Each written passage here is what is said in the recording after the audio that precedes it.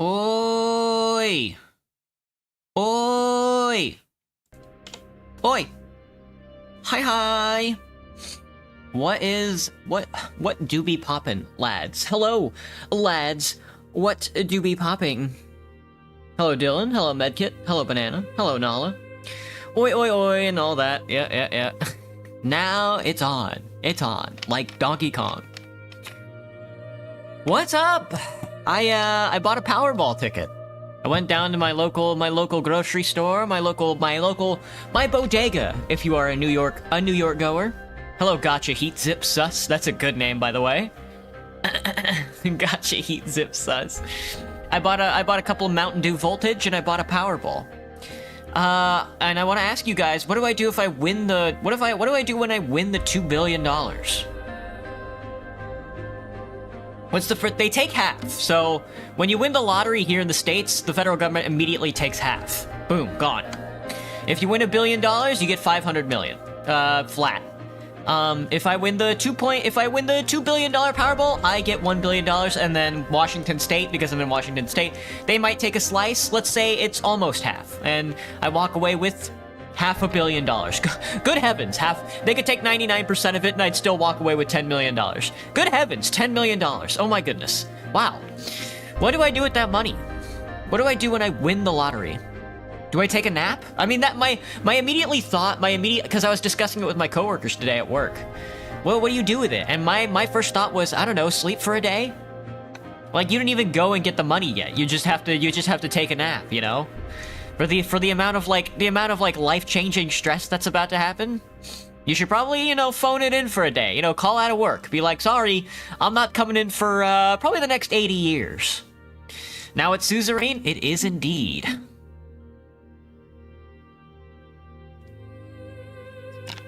But I think the first thing that I do is, go to sleep. You guys ever have Mountain Dew Voltage? I'm drinking a Mountain Dew Voltage for the first time in maybe like 20 years. I'm 27 now. Yeah, the last time I had it, I was like 7. Hello, Bloody Painter. What's poppin'?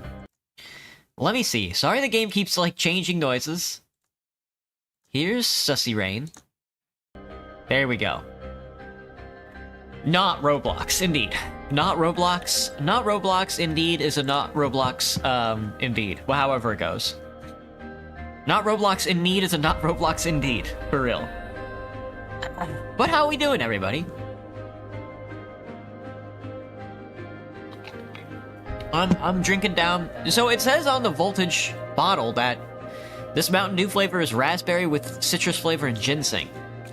It's extremely synthetic. It tastes like it came directly from a lab. Has it been my birthday this year yet? It has, Banana. I'm a Gemini. Last June it was. Yeah, Medkit. Oh, Medkit, you remembered. Yeah, my birthday is in June. I don't think it's so foreign that I'm a Gemini. I'm an astrological gay boy, as they say. Sorry, Banana. Well, you guys need to tell me when it's your birthday so I can wish you a happy birthday. It was happy, though. What did I do during my birthday? I think I played TF2.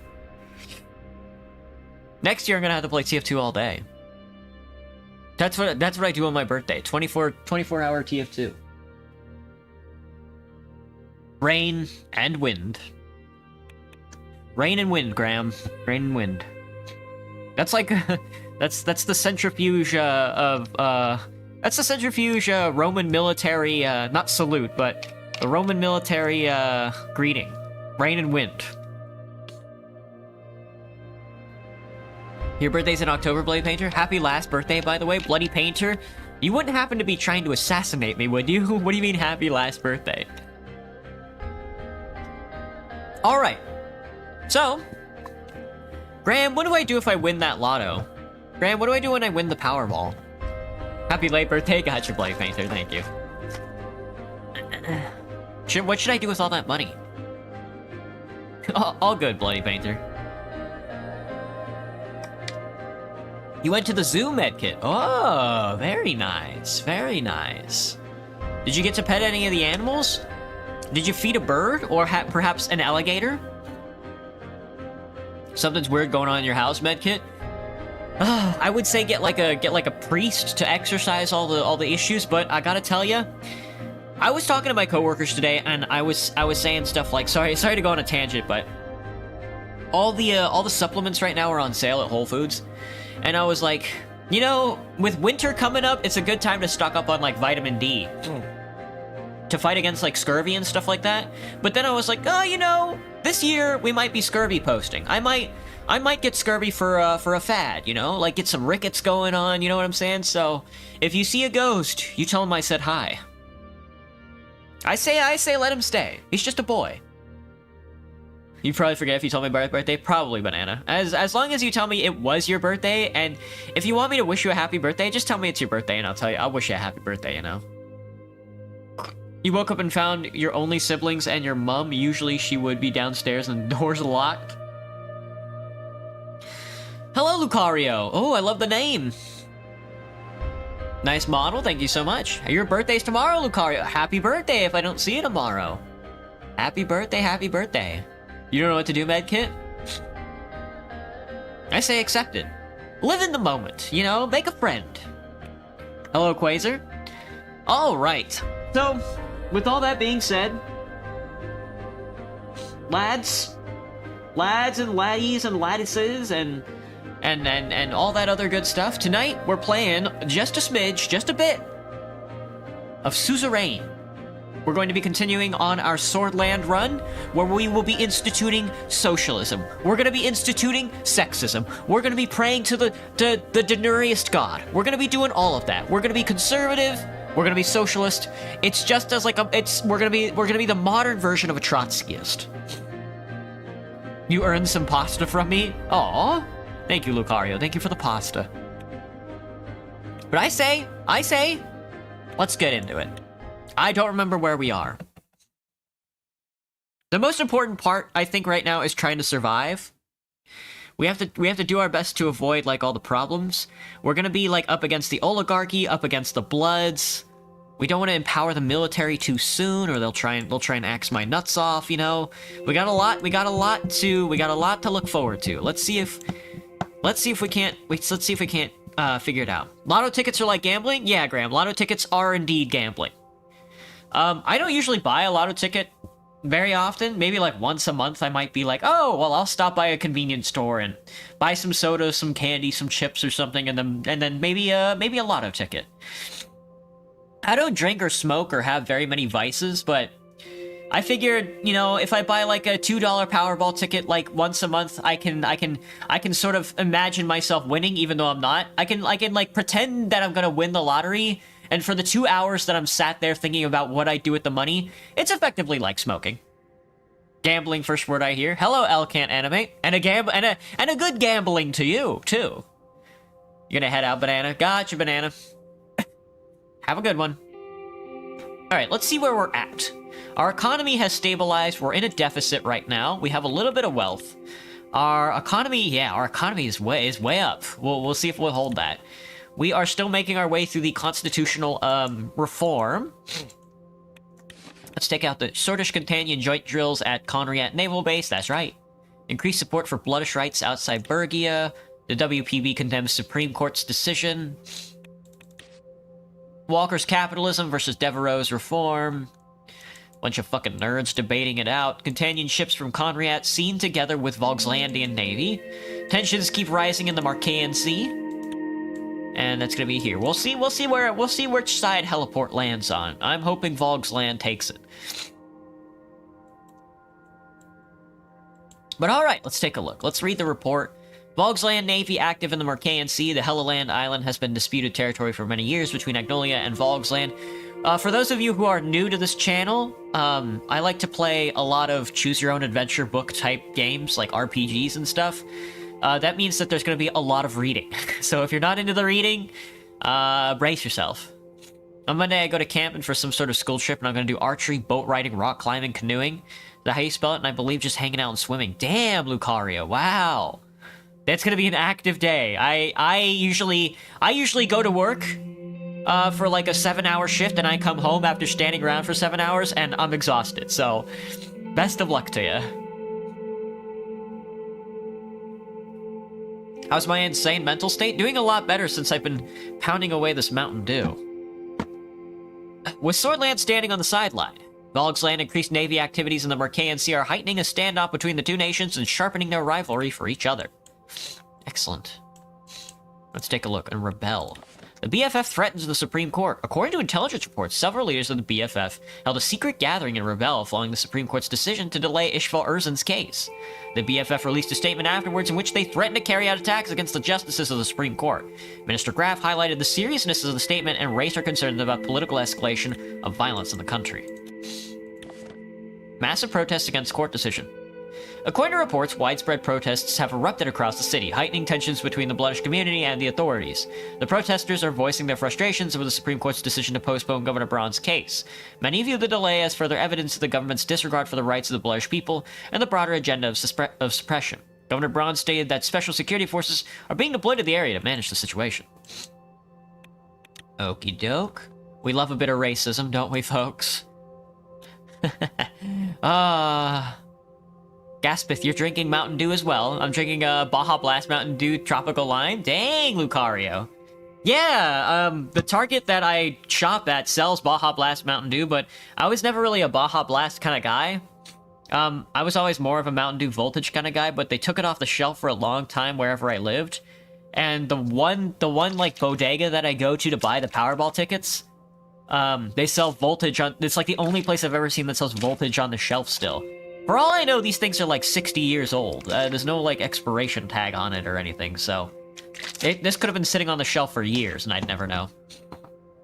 Congrats on 800 subs. Thank you, Graham. I was surprised to see it when I took a break this afternoon or this morning for lunch. I was like, what am I gonna do with these?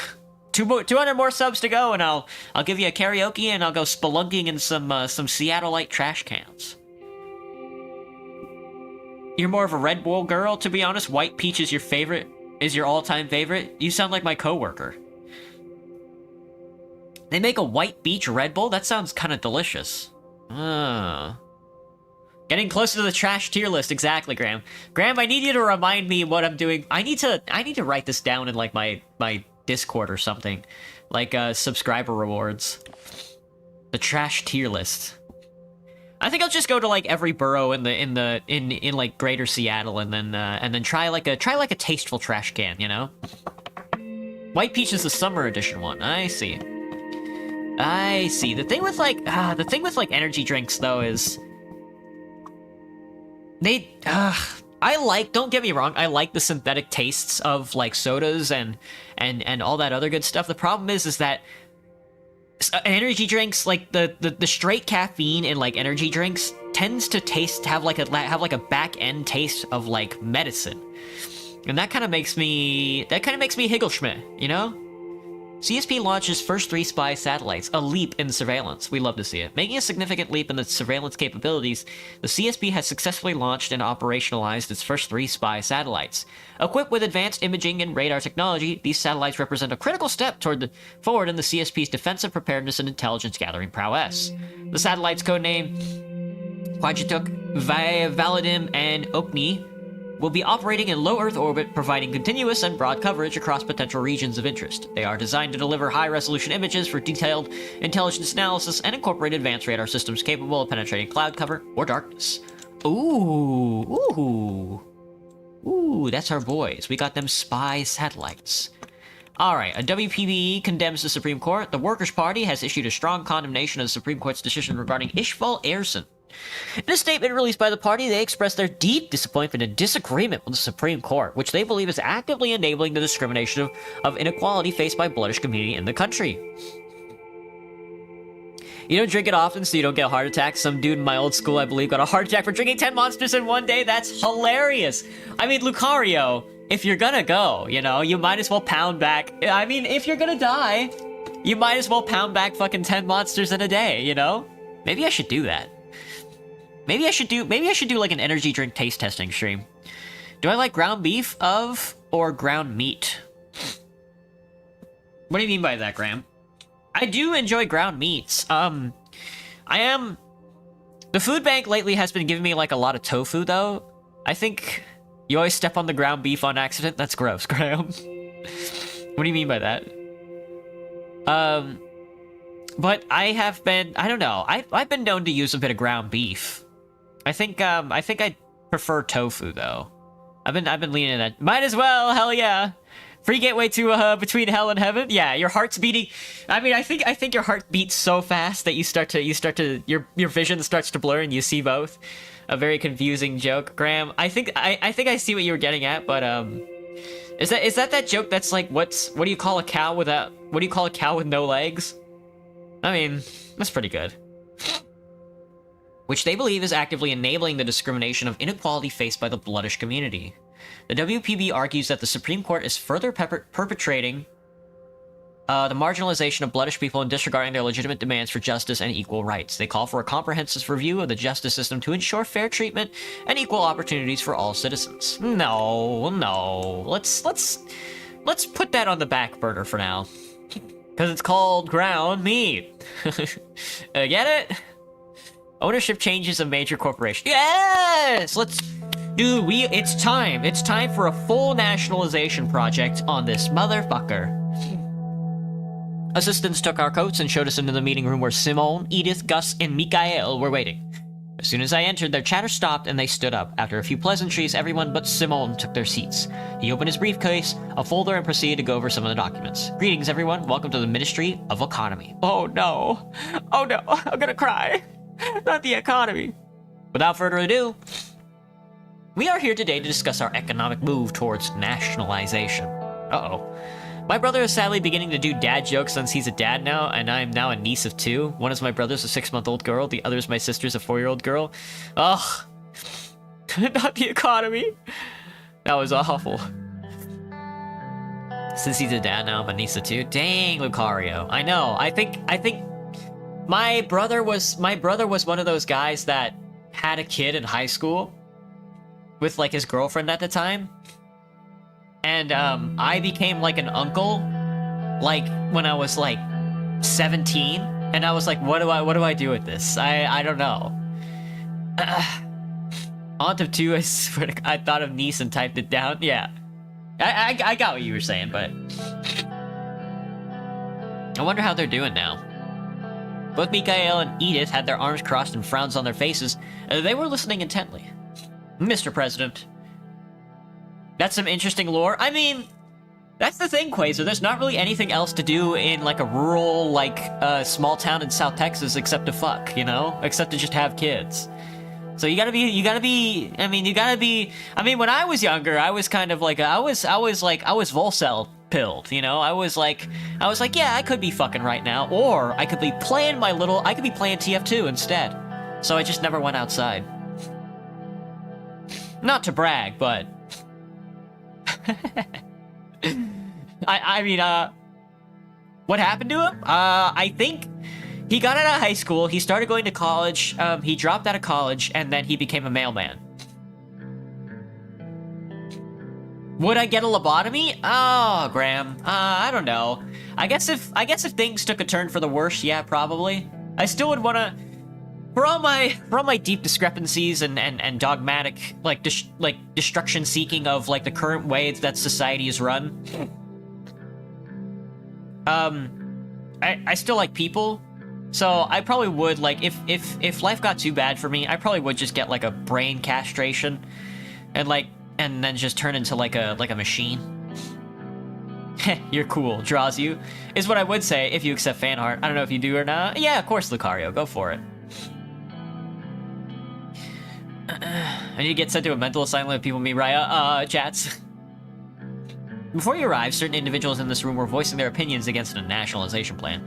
But as I understand it, your decision has already been made. Which certain individuals were those? Me and Edith, Mr. President. I am very much against a nationalization plan. And why is that? Lobotomy is like an unalive? Not quite. It is close, Quasar. You definitely turn into something else. But, I wouldn't call a fly, a non-living creature. It's simple, really. Nationalization could provide an improvement in terms of our economic development in the next 2 years. Oh god, guys, there have been I hadn't noticed this, but I know the reason why my eyes were hurting when I was playing Borderlands the other day. And not just because the colors were, like, high contrast and stuff like that, but also because, currently Washington State is having, like, a bunch of wildfires, so there's more particulate in the air. So I have to, like, blink more. I have to, like, force myself to cry to get all the, like, the ash and soot out of my eyes. I never lived in an area before that has had wildfires. South Texas didn't have wildfires. There were fires, but, like, not, like, we're gonna light the Pacific Coast all on fire today. So it's, like, really weird. At school today, while I was bored and done with work, I drew Jason and some girl wrote "Fine Shoddy" next to him. Should I be terrified of my class? Lucario, everybody is horny now. You've never seen a lobotomized person, Graham? Neither have I. I've never met a lobotomized person. Jason Voorhees, to be exact. I see, Lucario. I see. Hello, Arlene. Welcome back. But in the long term, you're losing people's trust. Without trust, there can be little trade, especially if the government excessively nationalizes entire industries. Besides, it will cost us a proportional amount of government budget to nationalize. Are you saying that the state of Swordland is untrustworthy? Uh-oh. Not at all, Mr. President. No, of course, it is trustworthy. That's not my point. Ms. Agnock, don't forget whom you are speaking with. Let's not get ahead of ourselves, shall we? Mr. Hall, please continue. Thank you, Mr. Gallade. Let's move on to how we can go about implementing a nationalization plan. Mr. President, he handed me and everyone else in the room 2 neat stacks of documents. Please turn to page 14. What's happening in chat, Arlene? Oh, the kids. It's the kids, man. It's the kids. My hand has a bruise from learning clarinet. It's still pretty visible on your hand. Dang, Lucario. Ooh. I wasn't a bad kid when I was in school. I was more of like a, for my electives, I took a couple of art classes. And then when I got to high school, I took theater and speech. I turned to page 14. The title was Heart of Swordland. You know what? My coworker brought up an interesting point today that really, like, rocked me to my core. I work at one of the busiest grocery stores in the city. It's non-stop. It's go, go, go, go, go. Like, all the time. And something he brought up was that he was, like, curious to see if, like, his socializing abilities were, like, affected by our workload, because what ends up happening is I'll talk with one of my coworkers, right? And then in the middle of talking with in the middle of, like, a conversation, I'll have to stop, break off the conversation immediately and then go help a customer, you know? And then come back and then pick up the conversation. And it was really interesting because one of the local stores of the same company, like, shut down, and we got their workers, but it got shut down because it was a lot less busy store. And I was talking with them one day, and I cut off the conversation so I could go help a customer, and I came back and they were a little, like, irked by me, like, interrupting the conversation. Which was, like, interesting to see, because I was like, oh yeah, it's not actually normal to just stop a conversation in the middle of a conversation and go do something, and go do your job. You know, I was like, oh, that's kind of, like, affecting me in, like, a weird way. Would I create a wildfire on purpose, Graham? Alright, well, now, I don't want to get in trouble with the state, but yes, it does sound like a fun time, you know? Every time a wildfire happens, a suburb burns down, and, you know, I'm not saying that's good. I don't like it when people's lives are, like, exfoliatingly changed like that, but, you know, if the left revolutionary body here in the States isn't gonna do anything about it, nature will fill in for that. We do band for experience, I guess. The art teacher is super nice. I've talked to him before, but I'm doing music for 8 weeks and then possibly either gym or art class. I got you, Lucario. Yeah, I got lucky because my school had a like speech program for our electives, so I got really good at speaking. Which is weird because as I listen to myself back on, like, YouTube and stuff like that, I can tell it all completely went by the wayside. As somebody who doesn't, like, go outside at all, so much for all the speech classes. Think about the nearly extinct birds. I hadn't considered that, Quasar. The title was The Heart of Swordland. As you can see in the document, the first corporation up for discussion is the HOS. I don't plan on... Led by the fledgling CEO, Marcel Garanti, HOS has recently observed a boost in their revenue. They control many media organizations across Swordland. It's possible to see their imprint everywhere from newspaper stands to convenience stores. In fact, they own more than half the media products in the country. We all know how much of an effort media has on politics. That is the reason I think if we are to nationalize any corporation, HOS should be our target. I must add that I myself am against fully nationalizing any of these companies on principle. However, we could partially move the ownership of HOS to the state, gaining access to their income to help end the recession and provide for our citizens. I'm inclined to agree with you from a political perspective. However, if we're going to nationalize the HOS, I think we should go all the way and fully move its ownership to the state. What would be the effects if we nationalized Heart of Swordland? That'd be disastrous, is what it would be. Thousands of assets belonging to Marcel Caronti would now belong to the state. This would scare off many investors and most likely stop new money from coming in. I'm fully against nationalizing any company, but if you insist on nationalizing something regardless, I would pick HOS. Why is that? Marcel Caronti is growing too powerful too fast. Next thing you know, he could even have control over the state newspapers. What about a minority ownership? At first glance, a minority share might make sense, however, I don't think it's a good idea. It would only serve to make Caronti angry at the state while retaining enough power to damage us. In the case of HOS, I do agree. What about a majority share? I believe this is the way to go. We would have board control over HOS and supplementary funds for the government project. It's a win-win situation. Theoretically, but we would still be making an enemy out of Marcel Caronti. He wouldn't be as powerful, of course, but I believe it's safer to move him off the chessboard entirely. Alright, let's move on to our next option. My brother just came into my room right now, and I mean right now, and gave me a Dragon Ball Z card he found outside. Excellent, Lucario, excellent. Keep it secret, keep it safe. RT Games apparently has a bachelor degree on English literature, yet he's also a streamer. That's very funny, Quasar, because isn't he also Irish? Fun fact, there's an avian called Firehawks who purposely create wildfires to find more prey. Yeah, Graham, don't they do that in Australia? An English degree could help them for streaming? Yeah, Quasar, I think so. I do not need to create more? Yeah, I guess if I were a bird. Sell genetic consumption card? Delicious. Delicious. Oh, you're gonna be perfect, Lucario. Very well, please turn to page 37. I'll turn to page 37. The title was Bergia Steel. Bergia Steel, I believe, is going to be our... yeah, Walter Tusk. It's the largest private corporation in the Big Four and therefore the largest in Swordland. It has been at the helm of steel manufacturing for many years. It is led by the current CEO and Lothburg spokesman, Walter Tusk. I believe all of us in the room are familiar with him one way or the other.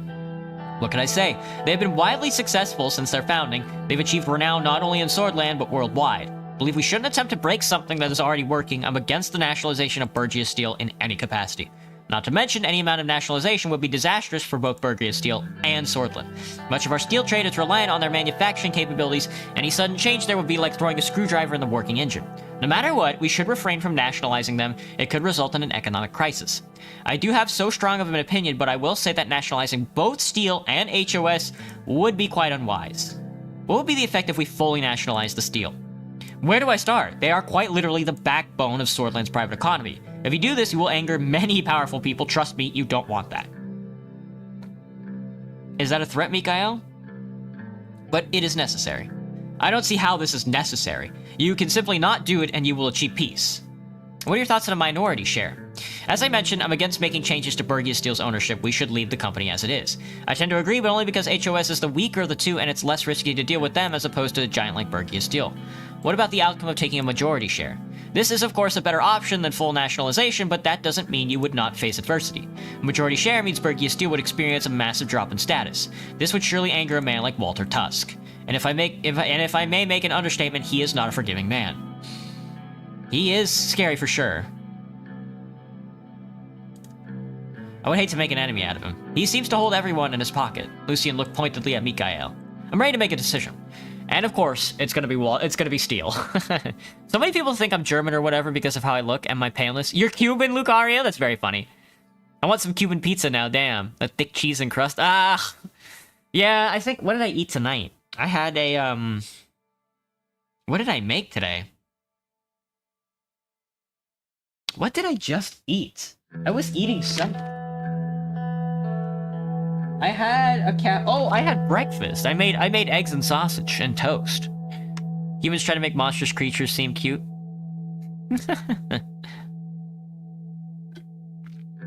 May as well shell some pizza since I'm getting pizza tomorrow. You're eating pizza 2 days in a row? You're so brave, Lucario. Not even leftovers. Sounds good. Let's go over the document once again then. I read all of Simone's documents once more, then flipped to the last page. It was time to make some decision. HOS, we are going to fully privately own HOS. The multi-industry industry corporation worth tens of billions of SR. They are involved in the media industry through the ownership of Swordland Today and the Sordish Broadcasting Corporation. Michael Caranti owns a majority stake in the corporation. Bergia Steel will be fully nationalized. Bergia Steel is the largest steel manufacturer in Swordland. It operates mainly in the Bergia region and works in steel construction projects. Walter Tusk owns a majority stake in the corporation. Oh, it's gonna be scary. Uh-oh. I signed the document altering the ownership of the Big Four with a flourish. Simone leaned back in his chair. So, this is the path we're taking. This is absolutely ridiculous. Simone, please tell me you're not fine with this. Please tell me that Mr. President did not just sign this order. He just did, Mr. Avon. And there's nothing you can do about it. Mikhail turned to me. His eyes were wide open with rage. He was clenching his fist so hard that his hands turned red from exertion. What? What have you done? Mikhail, don't, please. You're making a great mistake, Mr. President. You have made your preference of Heart of Swordland, a media conglomerate, over Bergia Steel very clear. BS is the company that has spent decades defining steel manufacturing in this company. I'm sorry, no matter what I do, I can't understand your reasoning. Simple really. It was a better choice. I see. It was Caranti, wasn't it? So he bought you. Mr. Avon, I want you to think very carefully about what you're going to say next. I'm not going to say anything. We're done here. Come, Edith, we must report the outcome of this meeting. I'm not going anywhere. Mikhail turned to Edith with a sour face. His eyes were shooting daggers. Suit yourself. And Mr. President, Mr. Tusk will hear about this. You can be rest assured. He packed up his bag and started making his way for the entrance. Lucian got up from his seat and intercepted him on his way out. He put his hand on Mikhail's shoulder and spoke with a calm, soft voice. I'll be watching you. Mikhail didn't respond. He simply left. Edith leaned forward to get it closer to my ear. Mr. President, I've had my fair share of experience. I understand when the cards are stacked against me. I want to assure you, you will find an ally in me. Ooh, sounds wonderful. I'm looking forward to working with you. That's great to hear. I must leave now as well. That will be it for today then. I know everyone has a very busy schedule. Thank you all for coming. Good work, good work. Yeah, let's shake hands. Good work, everybody. We didn't just anger like the strongest oligarch in like the country. I put the documents in my suitcase and left the room. Aww. Anything interesting happened, by the way, Graham? No. Every time I go into work, something interesting happens when I'm not there. I have the most boring day at work, and I can't rein any of it in because I'm never there when something interesting happens. My coworker came up to me today and was like, he was on the other side of the room at like the registers because I was on self-checkout. And he's like, yeah, a customer came up today and just F-bombed me. They swore me out, you know? And I'm like, where was I? I would help that customer swear you out, man.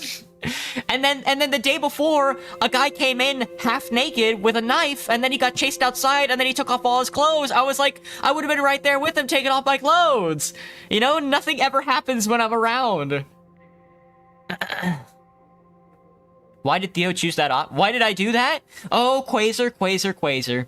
Sometimes it may not look it, but some of us are in the pockets of some oligarchs, and we gotta make a decision, you know? My economy! This live stream is my recompensation. If for some reason it feels like I'm the one who has to bring, anytime I'm at work, sometimes, for some reason it feels like I'm the one who has to bring, also Bergia Steel is really in Bergia? This is cringe, dude. I'm the one who has to bring the fire to conversations with people, instead of just interesting things happening that I can talk about. It's awful. Let's see. Results of the economic direction. Uh-oh. Unified Education Language Act. I like where this is going. The Grand National Assembly advances the Unified Education Language Act to strengthen nationality and facilitate consistent, comprehensive learning across Swordland. Section 1 of the UELA stipulates that all educational institutions in Swordland are required to conduct their teaching in the country's official language, except in the case of foreign language instruction. To offer courses in any language other than Sordish, institution must obtain explicit approval from the Ministry of Education. Any universities, technical colleges, or other educational institutions found to be non-compliant will face a temporary suspension of operations until they apply for or receive the necessary approval. Section 2 of the UELA establishes the enforcement procedures of the Act. Schools found to be in violation of these guidelines may face penalties, which may include reduction or withdrawal of funding. In severe cases or cases of persistent non-compliance, total shutdowns may be enforced. This enforcement mechanism reinforces a unified language policy, ensuring a cohesive educational experience across the nation. Lads, let's get racist. Let's get racist with it. Sign that bitch into law. Alright, let's take a look at our policies on language. We've got an Education Unification Act. Ooh. Guys, I bashed open my lip with my straw the other day, and now I have a canker sore. I'm dying. You may not know it. I may not look it, but I am actually... I'm passing away into the afterlife right now. Hello, Low Fox. What's poppin'? I joined and that's what you said? It do be like that sometimes.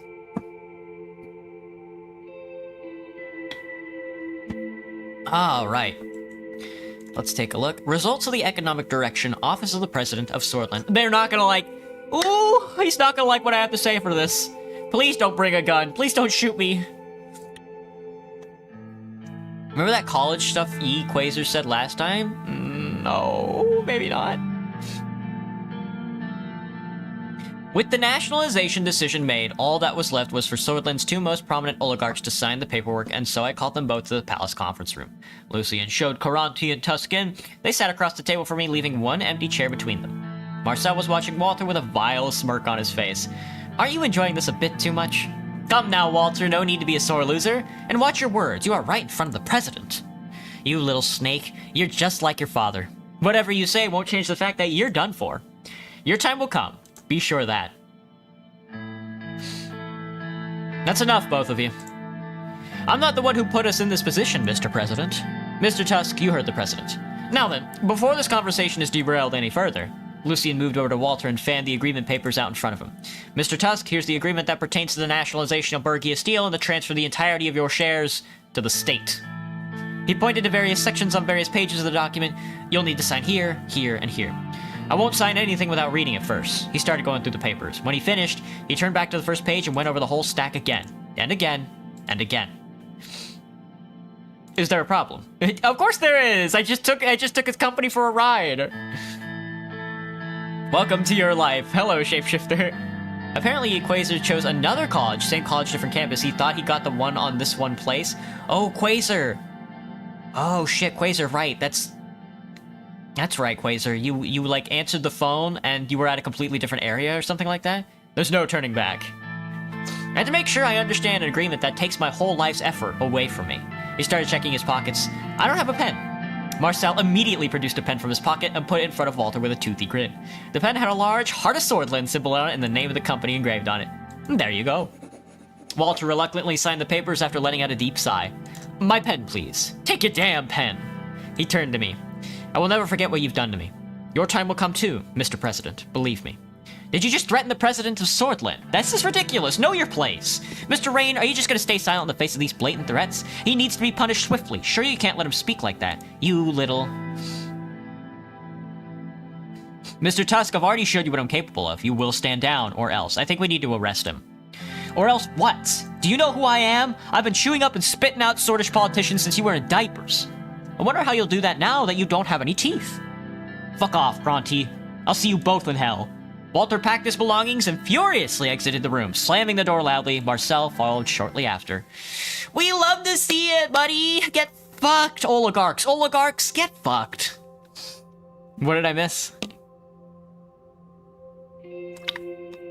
Thankfully, Quasar was offered an option to be at the place he was meant to be. That's good, Quasar. Turn your back on the Mother Nature, everybody wants to rule the world. And even offered a computer major, which is more fit than a telecommunication major. That's good. That's good, Quasar. I'm glad everything is getting sorted out. Were you compensated in any way, or did they just not, like, charge you or whatever? Swear to God, blow my brains out already and rearrange my brain? Same, Lucario, same. Oligarchs out. Alright, there. Bergia Steel has been nationalized. The Lothburger Group spokesman Walter Tusk has shown his discontent by calling the administration's actions unconstitutional and undemocratic. A significant number of investors both within and out of Swordland are canceling their orders, most likely due to Mr. Tusk's influence. Well, that's not really my problem. Rumberg has informed us about an escaped whistleblower headed to Swordland. They have prematurely requested an extradition of any whistleblowers from Rumberg if they are to be found. Charleston Hailstone, that the said whistleblower is reported to possess highly sensitive information about a covert weapons program. Queen Beatrice Livingston's administration has demanded the immediate return of Hailstone, considering his defection as a breach of trust between the two nations. Drive-by shooting in Arvery.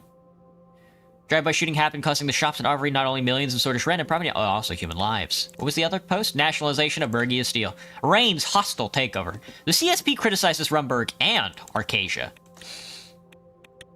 The Old Guard, the Reformists. Who's in our corner? Look at this! Marcel Caranti is now in our corner. We love to see it, don't we, folks? Excuse me.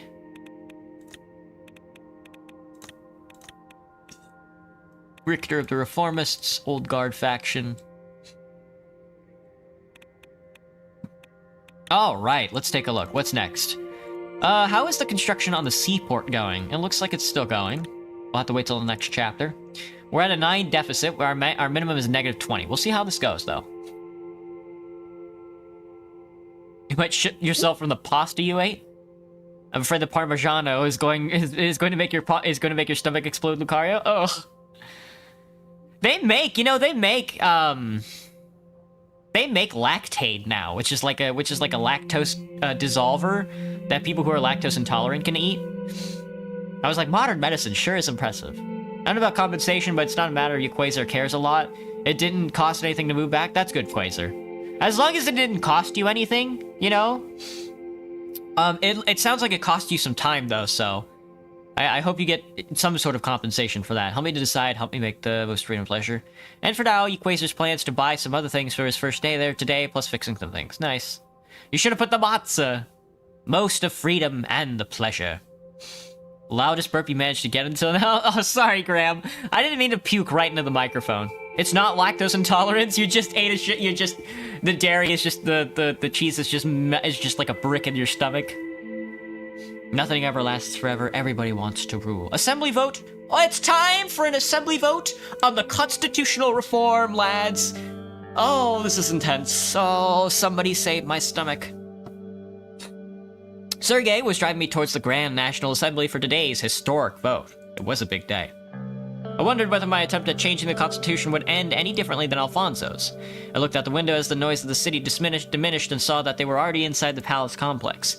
The complex housed the buildings of all government branches in the center of Wholesword. It was one of the biggest developments in Swordland. The Maroon Palace stood on a small hilltop surrounded by trees. We passed by the palace and entered the forest that separated it from the Grand National Assembly. We drove on the small road that wound through the forest. It was a warm day, so I rolled down the window. I could hear birds singing from the trees. Are you okay back there, sir? I'm good. I'm okay. Hey, Sergei. I'm okay. How are you doing? I'm as good as I can be, sir. Sergei made a left turn out of the forest and entered the vast garden area of the assembly. Did you know that Mr. Tarquin Saul came to Wholesword this morning? I heard some politicians talking about it today. Apparently, this is the first time he's come to the city in the last 5 years. I thought he left the mainland and lived on Duru Island, never to return to politics, but they were saying he might be here to exercise his Member of Honor rights for the first time. That's great. Maybe I'll meet him. I'm sure you'll meet him, sir. If he's coming here after all these years, he would pay the president his respects. Do you think he's here because of today's vote? Yeah, most likely. Yeah, Sergei, most likely. Quasar was so stressed. He couldn't sleep properly for a day? Yeah, Quasar, I imagine that was pretty bad. Might not be a doctor, but I can say you are cooked. Yeah, Lucario, you might be cooked. My friend texted me that I should lock my closet tonight, yet I'm already going to be in their closet, and at night my Mickey Mouse voice say, "Ha, hiya, pal! I hear Minnie cheated on me with you!" Shapeshifter, I'm probably cooked? Yeah. Do I often laugh when I'm nervous? Yeah, Graham, maybe a little. Maybe a little, maybe just a smidge. Well, I'm sure he will support you, sir. We'll learn soon enough. Sergei drove inside the gates of the parkway and parked the car. We arrived, sir. Thank you, Sergei. Of course, sir. Good luck with the vote. I walked up the white stone stairs of the Grand National Assembly. The entrance looked like a temple gate from the classical era. The door opened to reveal vast corridors of wood and white stone. I joined the crowd of people who were walking slowly towards the parliamentary hall. Suddenly, I noticed Lucian emerge from the crowd of packed politicians in front of me. He looked relieved when he saw me. Ah, sir, there you are. Have you seen Vice President Vectern? He's nowhere to be found. I'm sure he's among the crowd somewhere. I hope you are right. At any rate, how about yourself? Are you ready to finally face the assembly, sir? As ready as I've ever been, Lucian. I have full confidence in you, Mr. President. We followed the crowd into the parliamentary hall. After we were inside, Lucy and I separated to take our assigned seats. I went up to the mezzanine overlooking the hall and sat down. I waited as the MPs took their place inside the hall one by one. After a while, I saw Gloria walk to her elevated seat at the center of the hall. Ladies and gentlemen, today is the day. Oh, here we go. People to laugh when, yeah, from what you've seen, it's weird saying Quasar. Usually I see people laugh. Your mother laughs when she's nervous as well. I feel like it's weird that I can do the Paimon voice, Mickey Mouse, Stitch, and I, and Jonathan Joestar impressions. Apparently Bakugo too, my friend said so. Nice. I'm bad at impressions, to be honest with you. Meryl. I can do Shy Guy in like a weird tone. Meryl. Ladies and gentlemen, please take your seats. We will shortly begin the day's agenda of the USP's proposed changes to the Constitution of Swordland. After a short while, everybody was in their seats. According to the current constitution, constitutional amendments require a 2/3 majority in order to reach the assembly approval. If the vote succeeds, the proposal will be sent to the Supreme Court. The proposal in question includes these points. She started reading the proposal to the assembly. First section of the changes. Article 57 is modified for the following. She continued reading the proposal, highlighting each section. Section 2, paragraph 36. She went on, may not exercise his right to, and on. The justices of the Supreme Court, most of the MPs seemed like they were already falling asleep. A simple majority is considered. The seat was really hurting my back. Section 4, paragraph 44A. It felt like an eternity had passed. Finally, she finished reading the changes. I hereby invite all of you to vote. She struck her gavel down. The loud bang made some MPs jump up in shock as they woke from their deep sleep. As I previously stated, it will require a 2/3 majority in order to pass. You may now cast your votes. Oh fuck! Oh fuck, it's scary. There's a beetle the size of a grain wandering around your toilet paper. Graham, are you on the toilet right now? I bid you adieu, good sir. Please shit in my honor. Why did I find out that Ice Spice posted a song called Gat? Can the sun explode already? That's very funny, Lucario. Sometimes it do be like that. There are ants in the water. When Quasar gets water, the ants fill up his cup. Dang, guys, you guys are infested with bugs.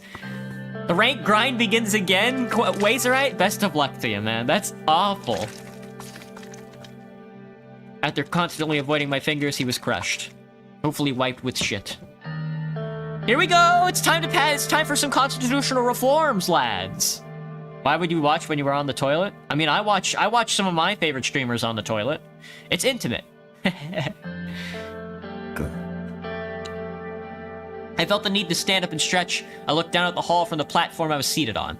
Some assembly members immediately walked to the ballot box to cast their votes. Most of them, however, began to congregate in groups around the hall discussing the changes. Sit back down and keep watching. I saw some people cast their votes, but many were still walking around the hall talking to each other. Then I noticed Kasar Keebner approaching. He stopped below the mezzanine and looked up at me. Go down and talk to him. Went down to the floor and approached Kesaro. Mr. President, how are we feeling about the vote? I'm hoping for the best. The best outcome for this proposal is failure. I've lost my respect for you, Mr. Rain. So many problems in Swordland that must be addressed, and yet you insist on stalling us with your democratic reforms. I know you will fail. You will lose the game, and so will your entire administration. I hope to be there when it happens. He probably will be. Keep hoping, Mr. Kipner. He laughed. He abruptly turned away from me and walked toward his seat. Then I saw Lucian waving at me. He was among a group of people in the corner of the hall. I walked up to him. Uh-oh, not Lek, dude. I found a little buggy at your school, I believe, a roly-poly. Forgot how to spell it, and I named it Sakumatama. After another VTuber I watch. I'll name the next thing I find after you, trust me. Aw, Lucario, thank you.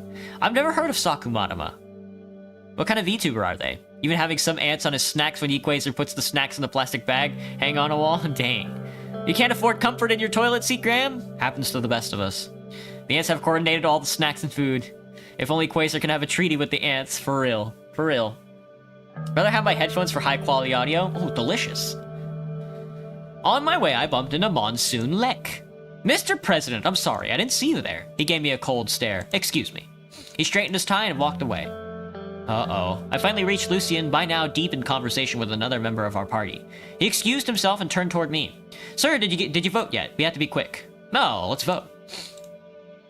I signed my vote and prepared the envelope. Together, Lucien and I walked to the center of the hall to cast our vote. He kept rushing me throughout the process. Gloria bowed her head slightly in respect as she saw us vote. Lucien pulled on my arm and whispered in my ear.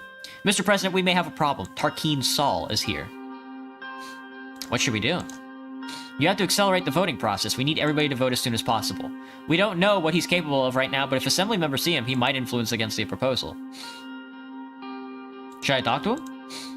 I would advise against that right now. The assembly must focus on the vote. Any confrontation between the two of you would draw attention away.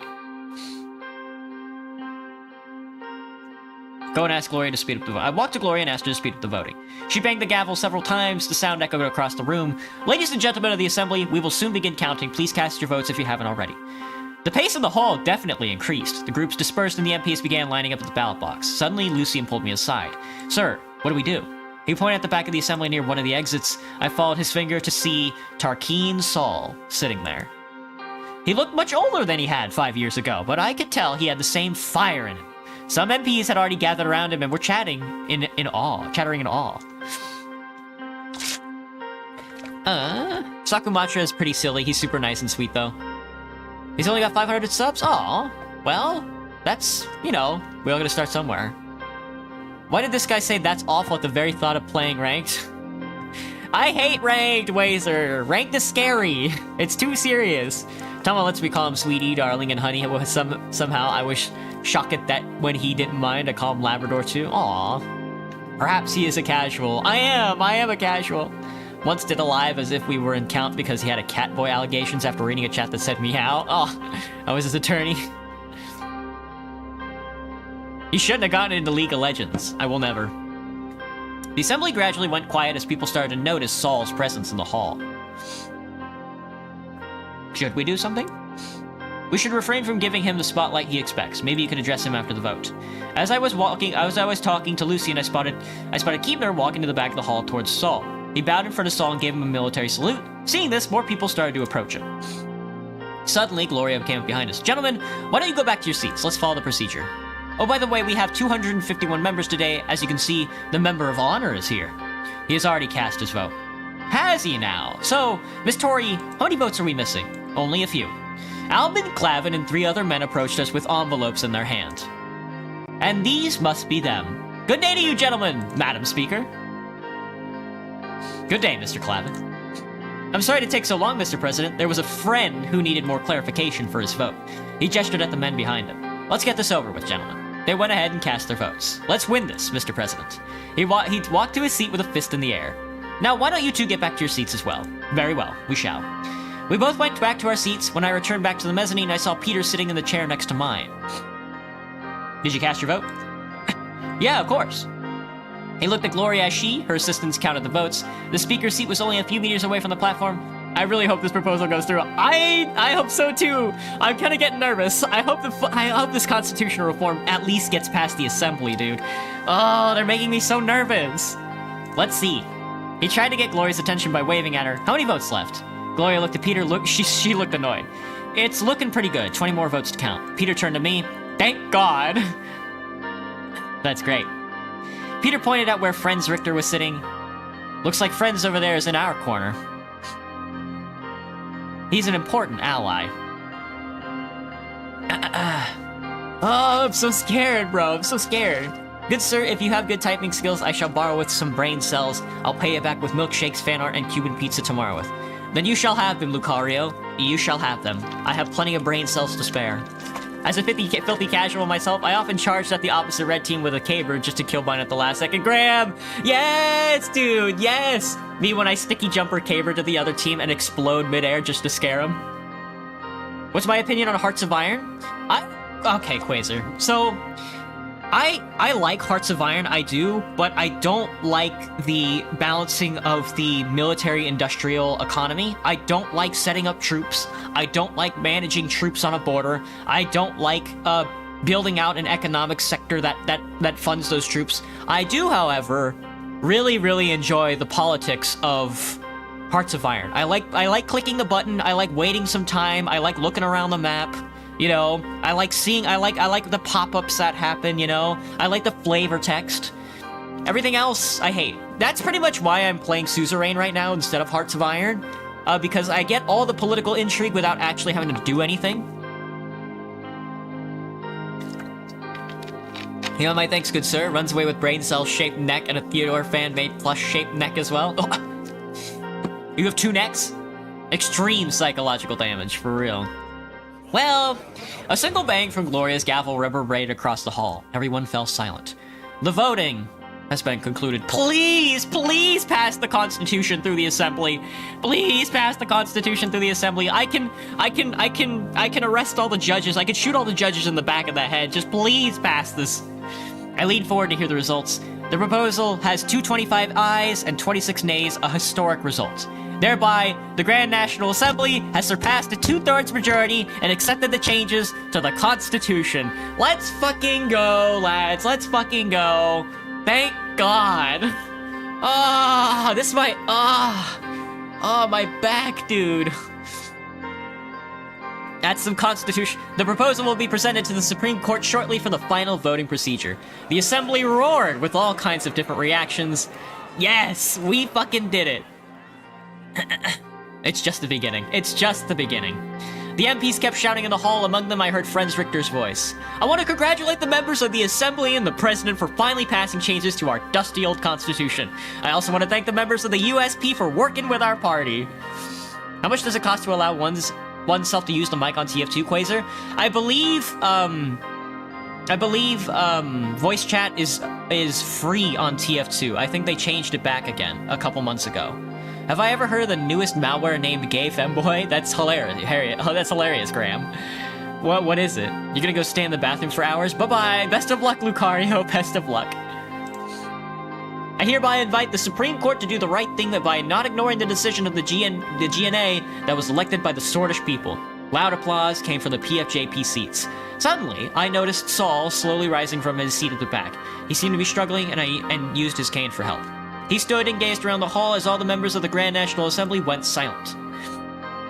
Keep watching him. I kept watching him as he stared at the MPs. He walked out the exit as 2 of his guards held the door open for him. Thank God he didn't do anything. In any case, the proposal was passed by the Assembly, but now we have to think about the Supreme Court. I'll talk to the key figures of the court. We'll be fine. I have complete trust in you. After I talked with Peter about the vote, we both left the hall to discuss our next steps. We waited for Sergei by the entrance. Holy fuck, dude, we made it through the Assembly with a majority, like a huge majority, a historic majority. 225 is like the most I've ever gotten on that vote. And let me tell you, it's so fucking embarrassing to lose constitutional reform on that vote. It's awful. It sucks. It hits you right in the stomach, dude. Because after you lose the constitutional reform vote, you still have to be president. It's so fucking embarrassing. So I'm glad it got through the Assembly. I hope it passes. We'll see how it goes with the court system. But we'll think on that for a while. What perk would you get for spending any money on TF2?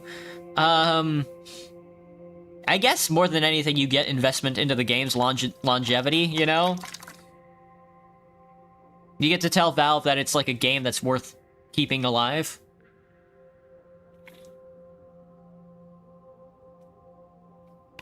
Not that Valve doesn't have like a notoriety for keeping old games alive in the first place. It basically does everything a malware wish they could. Credit card number, everything? Man, that is some gay femboy shit. They would take your credit card, wouldn't they? Constitutional changes passed by the Assembly. 225 lawmakers in a 250-seat parliament. Holy Jesus Christ. Look at us! Richter congratulates the president. Thank you, Richter. New constitution passes the Assembly. We'll love to see it. Meeting on the results of the Assembly vote. Dude, we fucking... We fucking smashed that shit. We smashed that shit. 225? 25 of those motherfuckers were just like, oh, we're actually fascists. You should shoot them all. Just fucking, we could have shot those guys right there in Parliament and we would have been set. God. You believe it only affects older computers? Just spent money on tots for the funny? Exactly, Graham. I mean, if you're spending money in TF2, you might as well buy, like, Shundafreud. It is honestly kind of, I don't know if that's how you say it, but you might as well buy the laughing taunt. Because it is one of the most OP taunts in the game. Lucian, Peter, and I convened on the massive balcony of the palace. It was nice to catch a breeze in the increasing summer heat. Both had grins on their faces, but Peter got larger as he kept recounting our success in the assembly. How old is my computer? I built this computer last year, Graham. My computer is fresh. I've got a modern i9. I think I've got like a 3-year-old i9 and like a 2-year-old 3080. Fellas, the first obstacle has been cleared. Congratulations to all of us. Great job, gentlemen. Peter leaned on the balcony railing. What about Tarquin Saul? Did you see him again? As far as I know, he's still staying in Holsard, but hasn't cared to pay his respects to President Rain yet. What the hell was that all about anyway, him appearing out of nowhere? What do you think was his real intention? He wished to intimidate the Assembly into rejecting our proposal, sir, and it seemed to have failed, but we can't be sure. He might be here to work with the court. As long as he's around, he will always have the influence over the Republic he built. We should have seen this coming. But he has no authority anymore. While the laws protect him from almost anything and allow him to be a member of the Assembly, he can still propose bills and vote for them. That's proper authority, if you ask me. When you are the founder of this system, you don't need to be sitting in the presidential office to have power. He has already showcased his powers of the vote. We must be careful. Indeed. With him around, we have to be extra careful. We cannot let the party slip from our grasp. We should organize a cabinet meeting to discuss the situation. Of course, sir. I'll make the necessary arrangements. Let's talk about our next steps. Yeah, we have the first hurdle cleared, but now we have the Council of Grumpy Old Men in our way. I'll be sure to recommend Equazer TF2 taunts if I can talk to him. A lot of those taunts are really good. Like the laugh taunt and the scared taunt are probably like the most foundational taunts of TF2 at this point. I have to say that's a fitting description for the court, but unfortunately for us, they are more than that. They're our largest obstacle yet. Also, you are forgetting that Miss Edmonds... You're also forgetting about Miss Edmonds. They're not all grumpy old men. And Miss Morgna.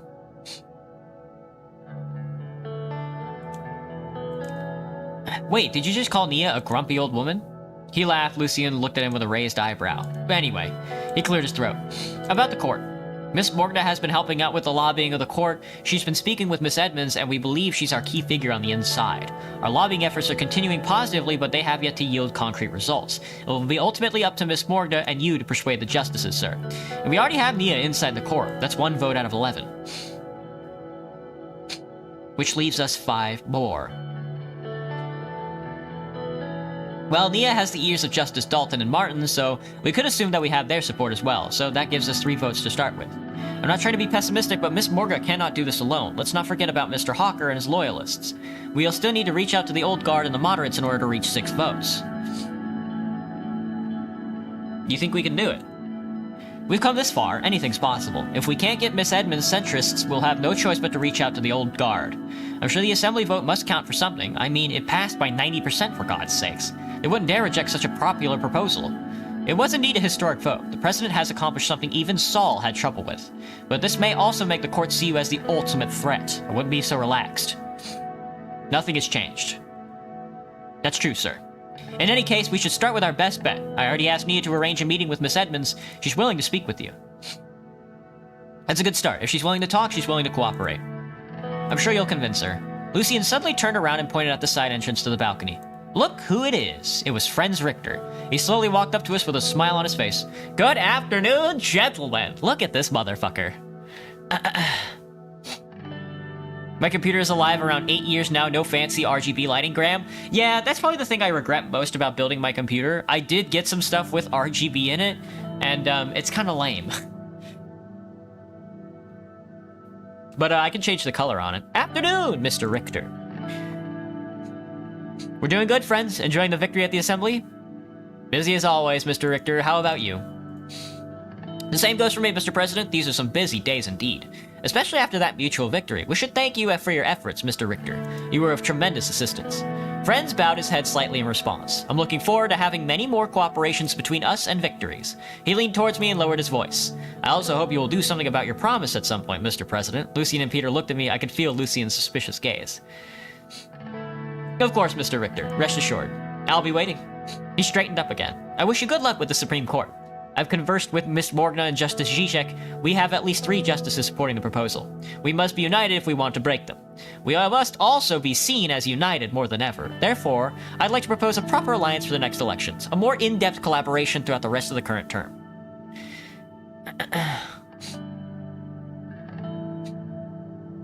But that's the extent of... I'd love to accept...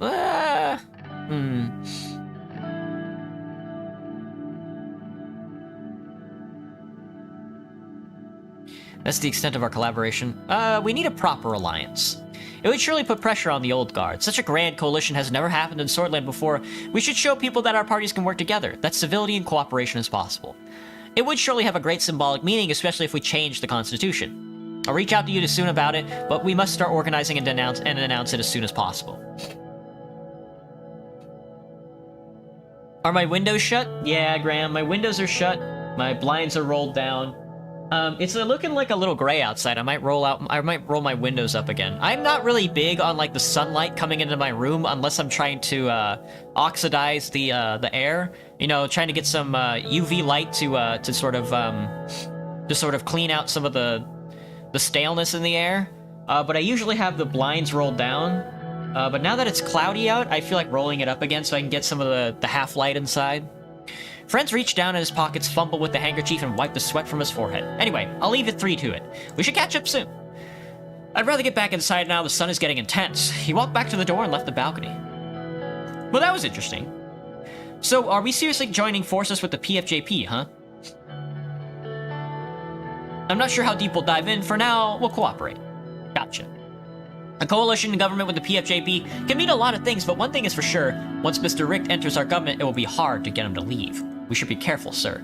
Lucien looked at his watch. I think it's time to conclude our little meeting, sir.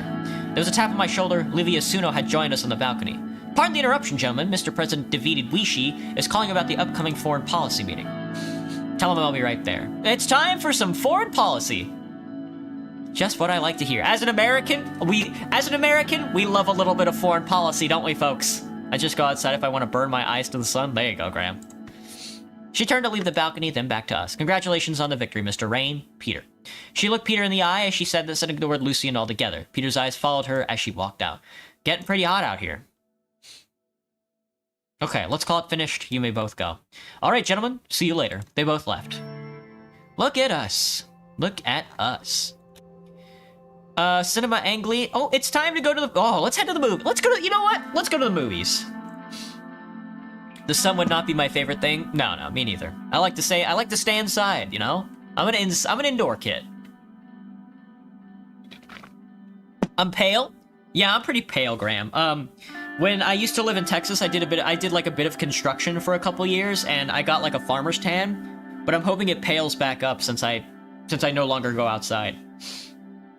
Although I wasn't, especially since I wear like May dresses and I use parasols now, I've been staying out of the sun more than ever. Although I wasn't in much of a movie-going mood, it would have been unprecedented not to attend. With its massive budget and Kubrick's directional cachet, this drama was set to be a milestone for Swordland's burgeoning film scene. Personally, though, I was just looking forward to spending some time with my family. It was a very hot and sunny day as Sergei drove us to the old capital. The film was to be screened in the historic cinema Anglais de Erlory, the first cinema in Swordland. Sergei had maxed out the air conditioner to keep the Cadilla comfortable, but that wasn't the option. The only reason I felt a chill in the air. I noticed Frank fidgeting with his tie anxiously. Worried about the university exams, son? Since when do you care about what's happening in my life? You know I'll support you whether you pass or fail the exams. What an honor, Your Highness. Monica suppressed a smirk. I turned to Diana. Excited for the movie, sweetie? Diana nodded happily. What about you, Papa? You want something, right? You should smile and keep doing your best if you lose. That's my girl. Thanks a lot. You've been awfully quiet, Monica. I just want to focus on having a nice time at the movies. Monica folded her arms. We drove in silence. Sergei rolled down the soundproof glass between us. Sir, we're about to enter Erlery. We'll be at the cinema in a few minutes. Thank you, Sergei. I took a brief look outside as Sergei rolled the soundproof glass up again. I could see many of the towers of Erlery rising over what was left of the old city's walls. Wasn't your vineyard around here? Monica pointed at the hills on the outskirts of the city. It's just behind those hills. We should go there sometime. She did not respond. Sergei knocked on the glass and gestured forwards. We were at the main square of Erlery, and the historic Cinema Anglais and the Cinema of Angels was right in front of us. Is this the place? Yeah. It was an old Baroque-style corner building with the walls that looked like marble from a distance. There were exquisite ornaments on each side of every window. Sergei pulled the car to the entrance of the building, which was lit by livid neon stripes in many colors. On the wall next to the entrance, there were painted words, "Stop the oppression of bloods." Come on, let's get out. Sergei opened the doors and we exited onto the red carpet. We were just about to enter the building when a journalist managed to block the path. Mr. President. Your constitutional reforms made it through the Assembly. How do you feel about their chances with the Supreme Court? I trust the justices will make the right decision. Thank you, Mr. President. And were you aware that Tarkin Sol would be present at the proceedings? No, I had to find out from my driver. Before she could ask anything else, the guards ushered us inside the theater. In contrast with the cinema's Baroque-style exterior, the inside was modern and sleek, with bare walls painted in black, red, and white. Makes the room uncomfortably warm and makes my mood so sluggish. Yeah, Quasar. The heat and the sun turned my brain into ash. Ugh. Good luck, I guess. The weather's more tropical, so it's not too bad. Yeesh. The film's cast and crew were already in the foyer. The foyer? The glasses of champagne in their hands. We approached the crowd and were welcomed by producers and the event organizers. A man walked up to us with quick steps. Alfred Kubrick. Madam President, it's so good to see you here. He bowed gently at Monica and shook our hands. It's an honor to meet you. I'm Alfred Kubrick. Nice to meet you, Mr. Kubrick. My producers told me you had expressed admiration for my work. Frank snorted and I glanced at him and he innocently took a sip of his cola. It's very humbling to know that you've been watching and enjoying my movies. If you don't mind me asking, which one was your favorite? This one may be slightly different from my previous works. The Man Who Saved the Sordish Dream. All of them are my favorites, Mr. Kubrick. What a cop-out. He laughed. You flatter me too much, Mr. President. I know myself they aren't all winners. Come now, just pick one. Oh, fuck, I don't know. Which one is it? Is it The Sordish Dream? I love The Sordish Dream. Oh, really? Then you might enjoy this one, too. I'll admit, I didn't expect you to be such a cinephile. Frank looked at me in the eye and struggled not to laugh. Why don't we take our seats? It's about to start. We entered the screening room, the lights dimmed, and the film began. It was a period drama set in the 1870s about a Sordish soldier who pursues a doomed romance with a widowed Bloodish farmer during the conquest of Bergia. Does my head spin? Sometimes when I crouch down at work and I stand up too fast, yeah, my head starts to spin and I gotta lean against something, but other than that, not too much. Usually I drink enough water to keep my head on straight. I wondered briefly whether Kubrick was commenting on my own treatment of the Bloodish people, but then he had finished filming long before I became president.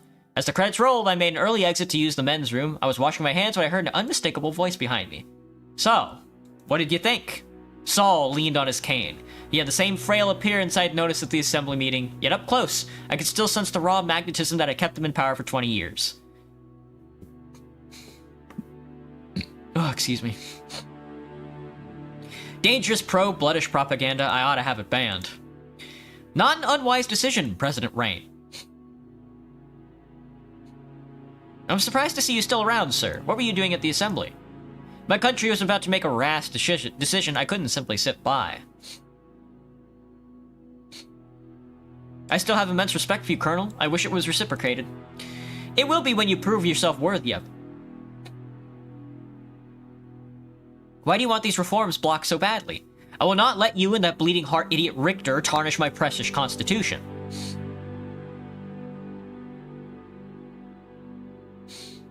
Your constitution is... I'm doing this for the good of the country. Ha!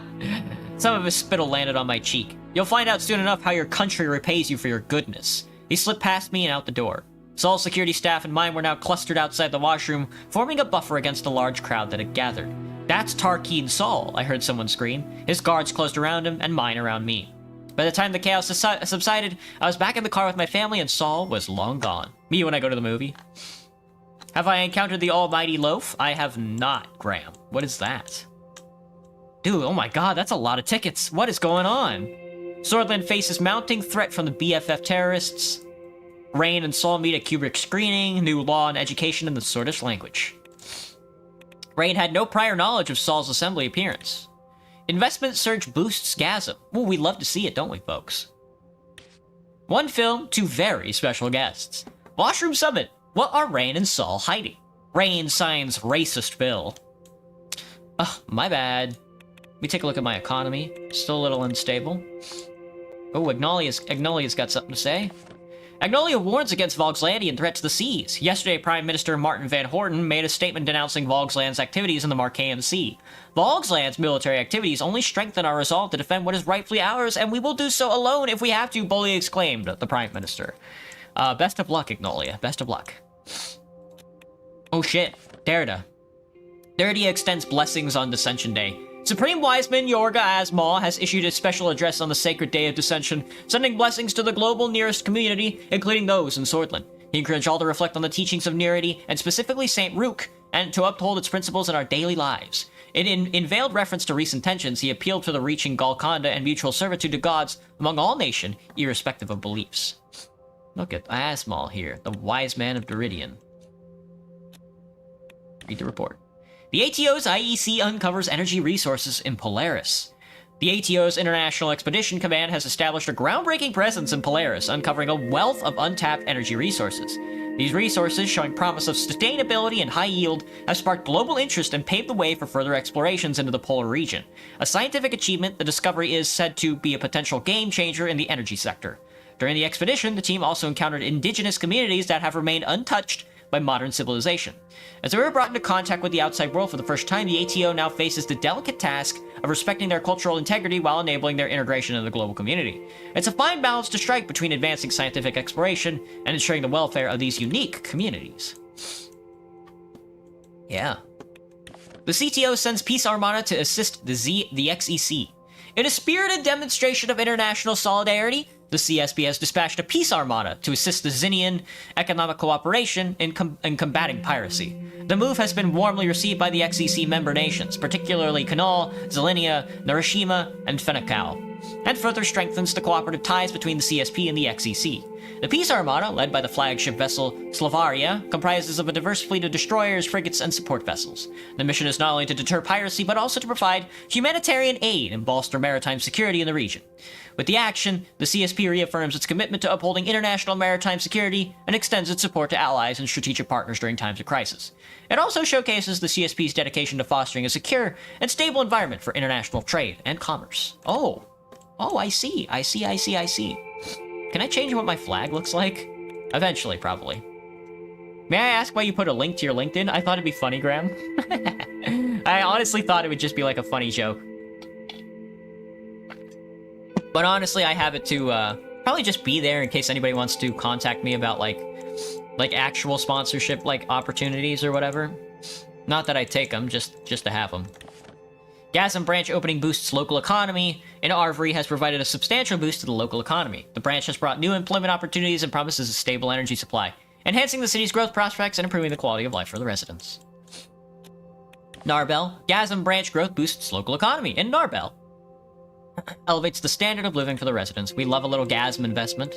Gasm experiences boom, expands workforce. Gasm and Lashaven is experiencing a period of significant growth, leading to a major expansion of its workforce. This boom in business has not only boosted the company's fortunes, but has also created numerous job opportunities for the local economy.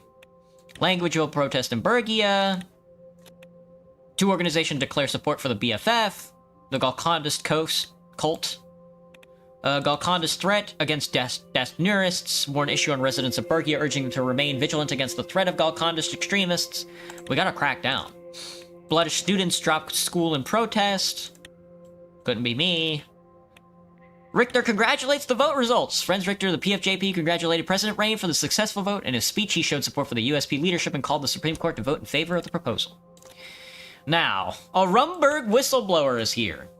The whistleblower from Rumburg Security Bureau has escaped the Swordland by crossing the border and turned himself to the authorities in a store. Agent Chelston Hailstone has promised to reveal extremely sensitive information about the development of a weapon program. We can give refuge to him and risk antagonizing Rumburg, or send him back. We will grant him asylum. War! War is on the horizon, lads. War is on the horizon. Do you think I would not take that opportunity for some mild trolling? Of course, Graham. Do I actually do anthropology? No. But should I? Who knows? Who is Charleston Hailstone and what does he know? That's the question of the day, as President Brain has agreed to grant refuge to his rogue national security agent from Rumburg. After escaping to Swordland, Hailstone promised to reveal sensitive government information in exchange for asylum. Whether Rain's decision will be worth the anger of possible retaliation from Rumburg's government remains to be seen. This is why we're building friendship with Vogsland and stuff. So we can get... We definitely want to ally the CSP.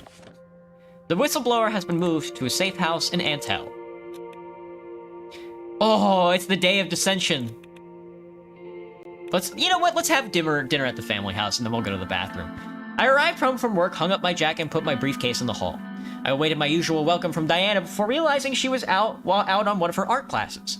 Frank was still at school, and Monica... It had been a long time since she'd come to the door to greet me. From the living room, I heard a muffled sob. I entered to find Monica sitting on a sofa, a letter in her hands, and look of despair on her face. Darling, what's wrong? Monica pointedly moved a few inches away from me, then handed me the letter. It's from the Department of Education. Frank's university exam results are in. How did he do? See for yourself. I looked at the page below Frank's name and address. His score was written 435 out of 1,000. At the bottom of the letter, the word failed, stamped in red. All those years of effort, all those private lessons, all down the drain. Anthropology. Human beings fascinate me, being just the way they are. Oh no. Maybe good for him to learn from his mistakes. Does he know the results yet? No, but he should be back from school soon. I just don't understand. Frank's a smart boy. Why would he sabotage himself like this? I heard a key turning at the front door. Frank stomped in and was about to go straight upstairs when he noticed us both in the living room. Mom? Dad? What's going on? Wait for Monica to start a conversation. Your exam results arrived today. Frank sat down and Monica handed him the letter. He started reading it. Oh shit. Oh shit. Son, we're not angry at you. I need a moment. He went to the kitchen sink and washed his face. A moment later, he came back. I never thought this would happen. I'm so sorry. Listen, buddy, it's not the end of the world. Pretty close, though, isn't it? Frank looked close to tears. Monica put her hand on his shoulder. It's gonna be okay, but you really should have studied harder, Frank. I know. What am I supposed to do now? You go to military school, of course. It's the only place that will have you. Well, there's always military school, but you're the president's son. You still have options. Yes! Monica surprised me with her enthusiasm. If Alfonso could get his dimwit son into King's Hill University, I'm sure Hallsword State would have room for a bright boy like Frank.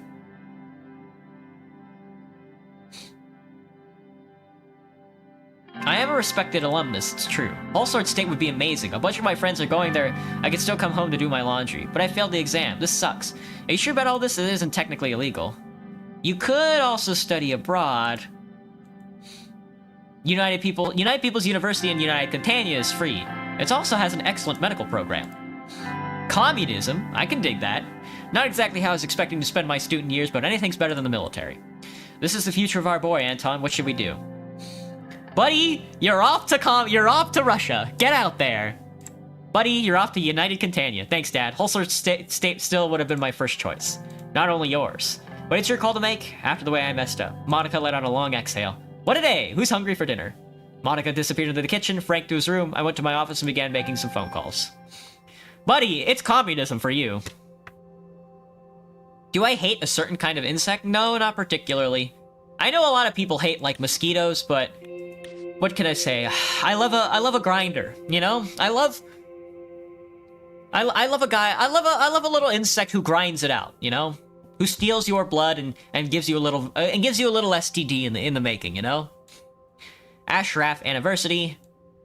Hero to some, enemy to others. Enough with the bloodish protests. All right, lads, I'm gonna take a quick break. I have to go to the bathroom. Be right back. You failed. Yeah, that's right, Quasar. You failed, buddy. It's time for a revolution. Get out there, have some fun. All right, be right back.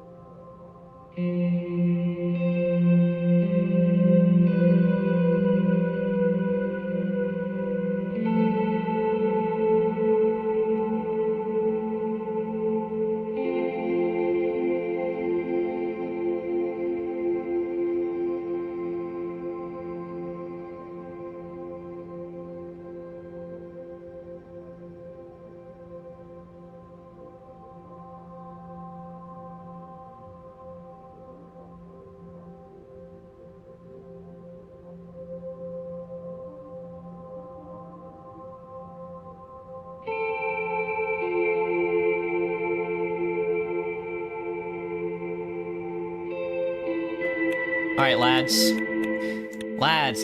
Lads. Are you ready? Are you ready for a social revolution? I don't think you are. I know I'm not. Fuck. Alright, let's take a look. What else do we have to do today? The ATO has something to say. Concern over drug trafficking in Central Mercopa. Couldn't be me. The ATO has issued a vehement condemnation of the drug trafficking activities in Central Mercopa. The illicit trade is said to span several regions, including Calrad, Erdmarg, Wayland, and is particularly concentrated in Agard. A growing concern for the international community, Agar, under the rule of narco lord Severos Rios, has earned an infamous reputation as a major hub of the narcotics trade. Rios, however, maintains that his intentions are to regulate and legitimize the drug trade rather than exploiting it illegally.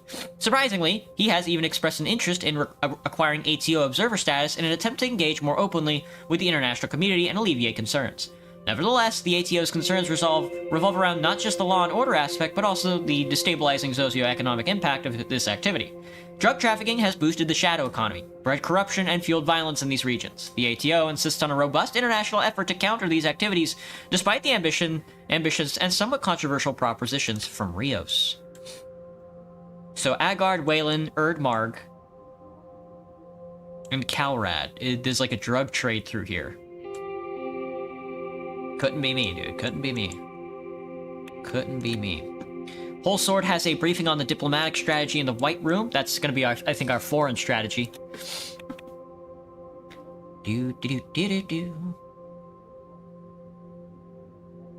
Really learn to put more effort into things? Same, Quasar, same. The ceremonial duty for the Day of Dissension. That's right. We are a religious state. So we want to lean into Nearity. Morning haze surrounded the city of Daer as the sun dawned on the Day of Dissension, the holiest day of Nearity religion. It celebrated the first message received from God by Saint Dast and his 30 disciples. As per tradition, the celebration was held inside the arch sanctuary of Dast Nearity, closed to the public eye. This year, however, for the first time, it was going to be televised. Excuse me. That was Lucian's idea, as he saw it, granting the people a rare glimpse of the grand ceremony and showing them how seriously their president took this holy event would ease any tensions that lingered in the region. And so we arrived at the largest cathedral in Swordland. A huge crowd gathered around our convoy, and our car pulled up to the entrance. This will work out well, trust me, sir. Of course, that's only if the prayer is done completely correctly. Please don't forget the order. First, you will need to grasp the holy scepter with your left hand, touch the altar with your right, kneel before the archpriest, and wait for him to put the sword on your shoulder. Then touch the sword with the hand you touch the altar with, your right hand, hand the scepter over to the archpriest, and receive the sword before passing it on to a disciple. Pretty straightforward. Yeah, sure. Oh fuck, dude, I gotta remember all that. Do you happen to realize you forget something you planned on doing and suddenly your day is ruined, Graham? I mean, it's not ruined, but it does suck to just completely forget that I'm supposed to be doing something. Yeah, sure, very good. You'll have to go first, I will come inside later, and we will meet up. Okay, so I gotta remember this. We're going to grasp the holy scepter with our left hand, touch the altar with our right, kneel to the archpriest, wait for him to put the sword on our shoulder. Touch the sword with our left hand. No, touch the sword with our right hand, hand the scepter over to the archpriest, Receive the sword, give the sword to the disciple. Fuck, dude. Exit the car. Hello, people of Nerity. I exited the car and was greeted by a chorus of cheers and cameras flashed. I waved to the people as I made my way to the grand gates. The Arch Sanctuary was a sight to see with its towering visage. It cast a shadow over a large portion of the city. I had to crane my neck to see the narrow spires at the top. Just standing next to it made me feel awe and dread in equal measure. As I reached the gates, I spotted my welcoming committee. The archpriest and his disciples were waiting for my arrival. At my approach, they all bowed their heads in respect. The archpriest gave me an infectious smile as he straightened back up. Tall and handsome, in his mid-50s, he was one of the youngest, most popular archpriests in history. Some of his more avid followers were likened him to Saint Dast. Mr. President, praise God. It is a blessing to see you on our most holy day again. Welcome, welcome.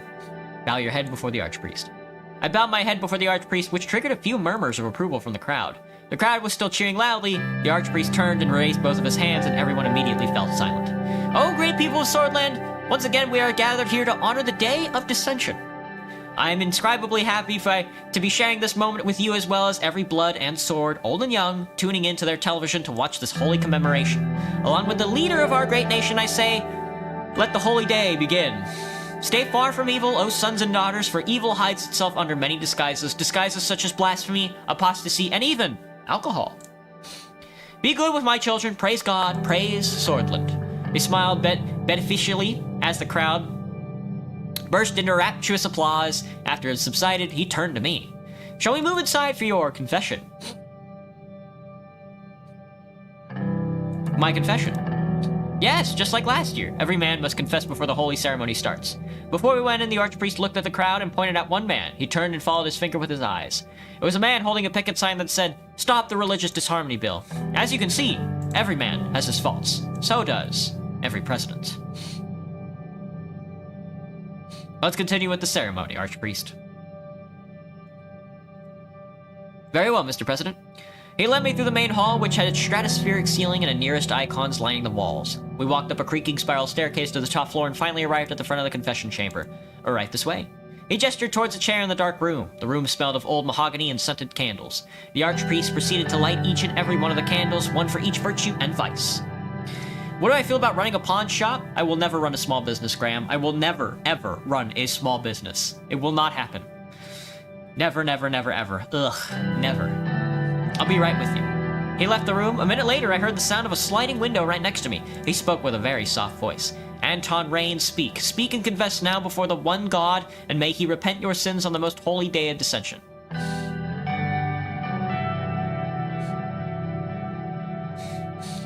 I confess that I'm not sure what I'm doing for Swordland is enough. You do carry a heavy burden on your shoulders. What you have confessed is not a sin, but you may share your burden with me if you'd like. What you have confessed is, in fact, not a sin. I still don't know if I'm doing the right thing.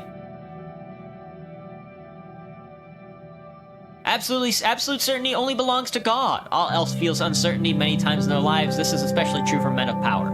Anything else you'd like to confess? I've been a bad husband. Family is the cornerstone of society. Under the watchful eyes of the God, men are required to protect their wives and family, but God created us as complex creatures. At times, conflicts rise among us. Tell me, what is your sin? I've been neglecting my family due to the stress of the position. Tragedy of neglect happens to all working men that feeds his family. Rejoice, God is kind in the matters of family. Anything else you'd like to confess? I was involved in shady dealings? Let me think. Yeah, let's confess our sins to the archpriest.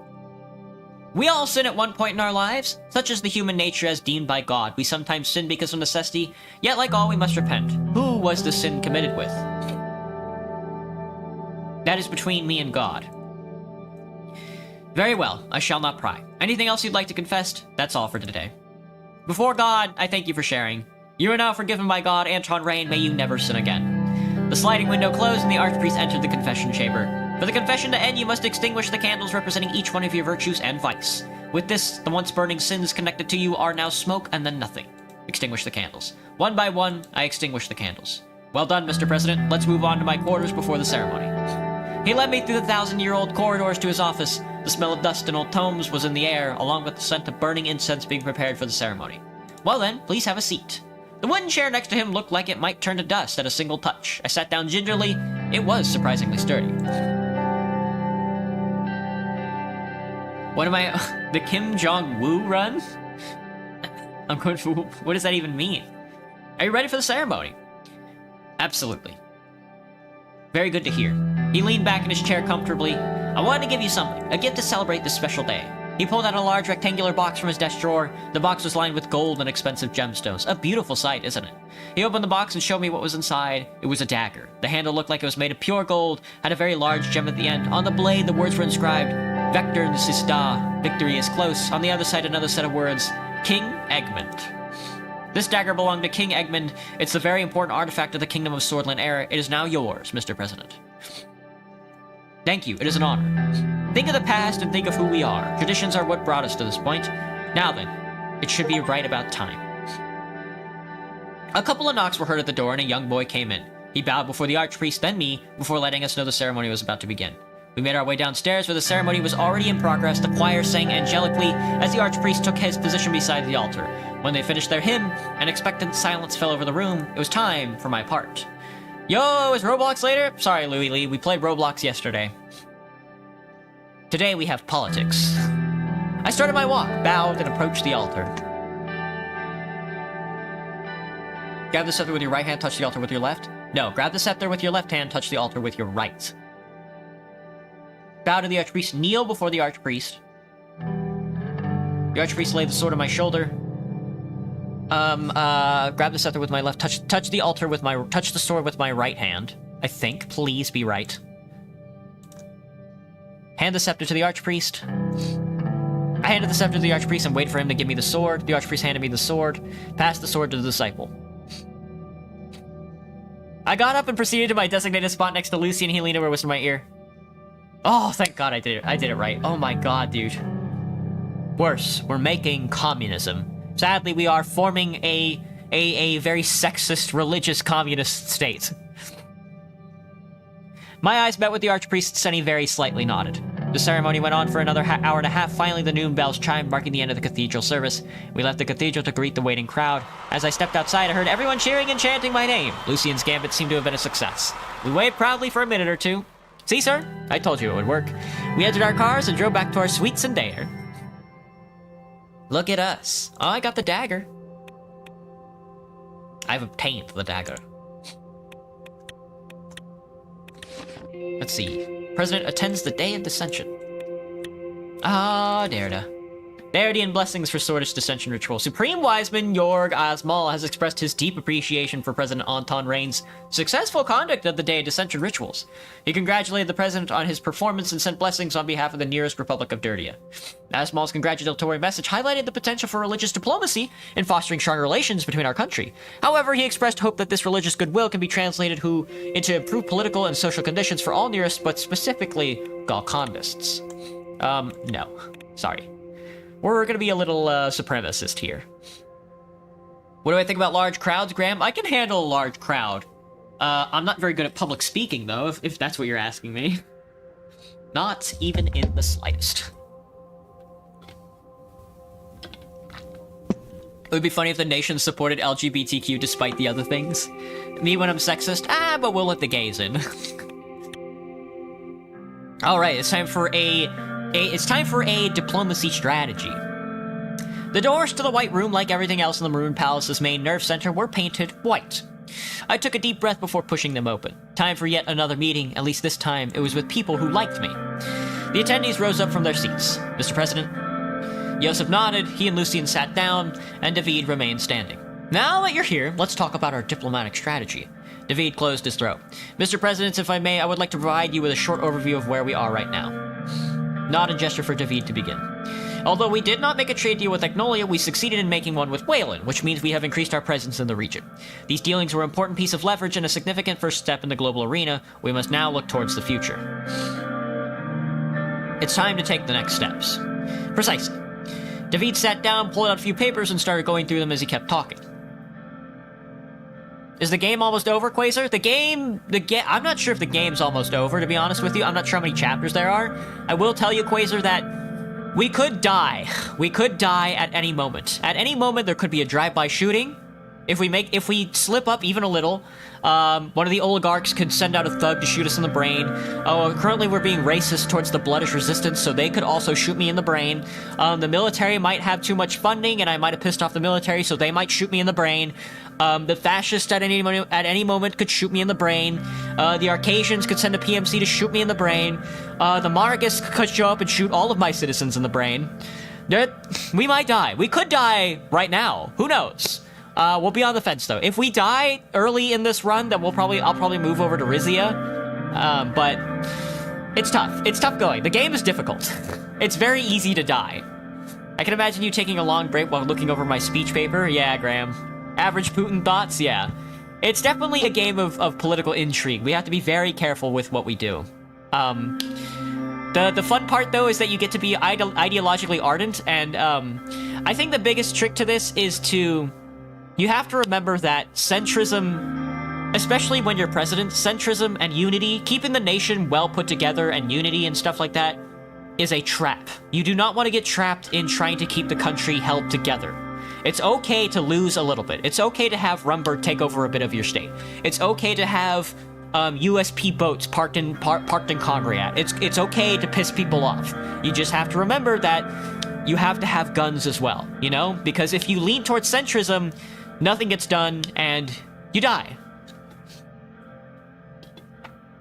So, more than anything, the game's central point is that you have to be confident enough to be a decision maker. You have to be confident in your decisions, you know, and you have to sort of stick with them to see them through and stuff like that.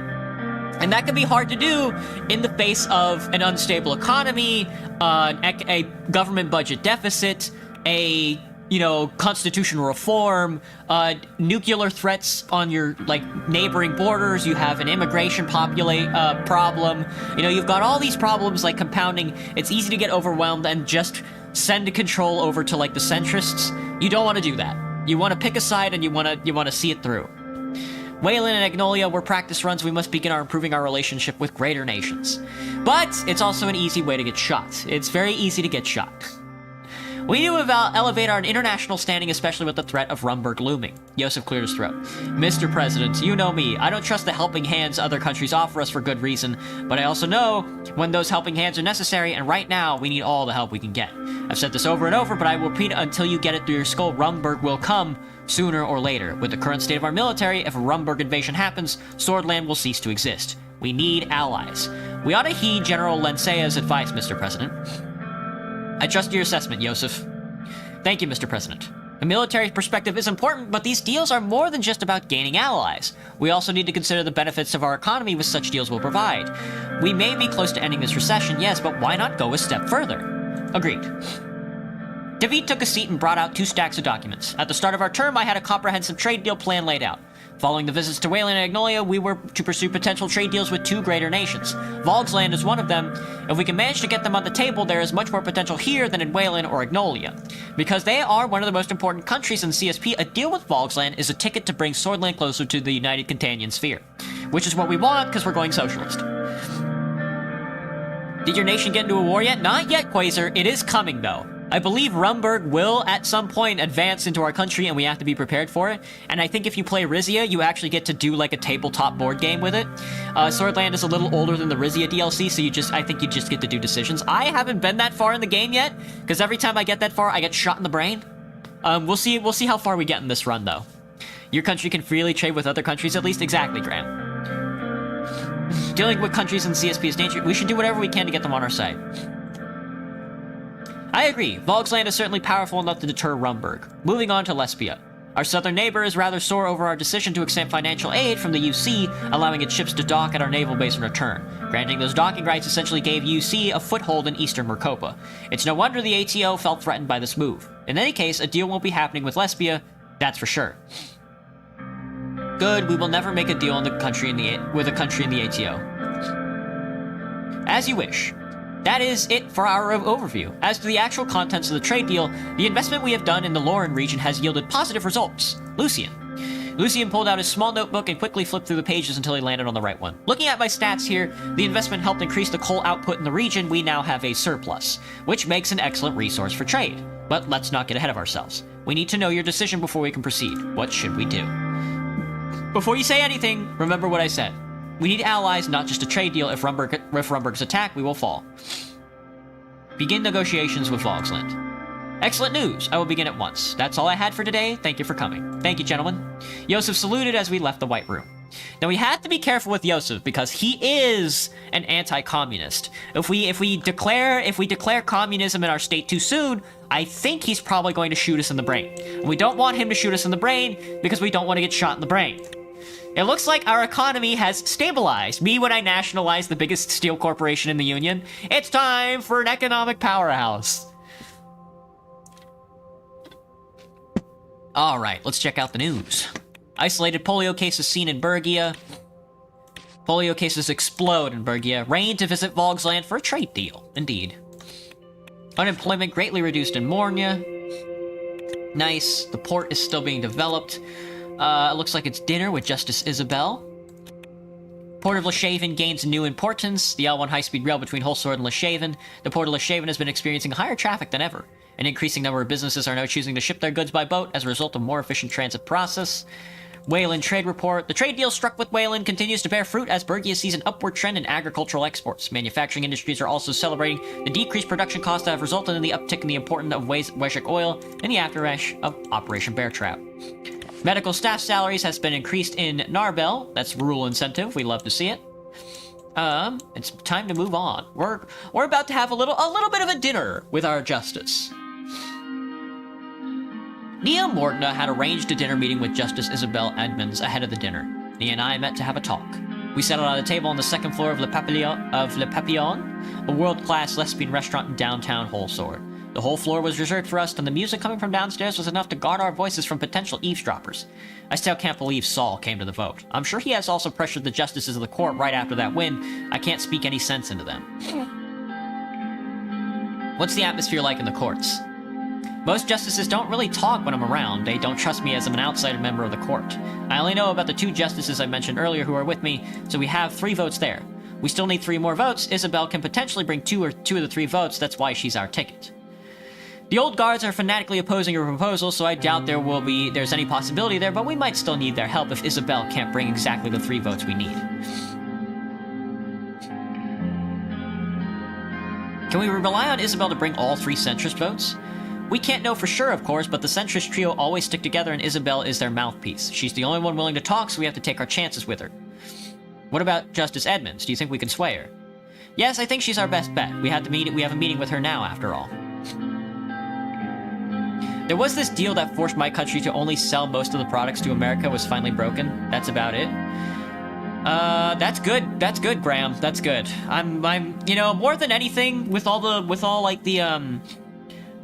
don't know what to call it, but I guess over the past, like, decade, with all, like, the socialists coming back into power in Latin America, I'm glad to see that there is, like, a break over the, like, Monroe Doctrine from, like, America over Latin America.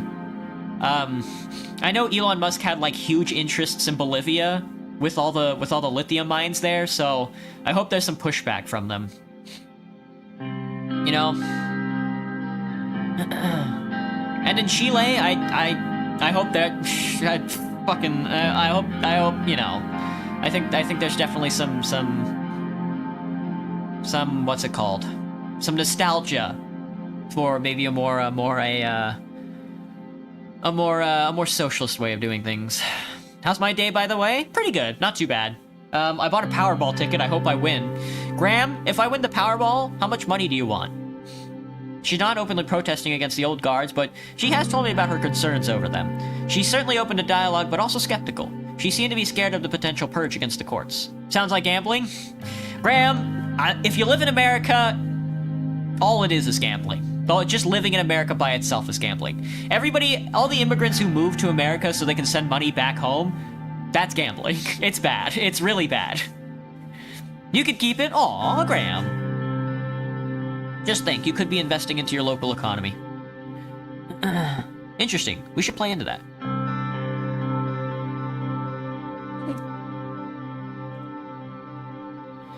Scared of potential purge? Just don't take her lightly. Isabel's feeling the pressure after the vote, but she's not a weak woman. What's Orso been doing?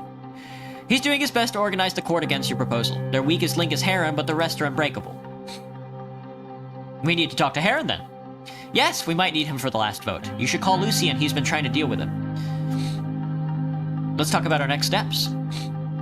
Well, the next step is speaking to Isabel and making sure she votes for the proposal, but also, the waiter approached us and bowed in respect. What did you decide on an entree, sir?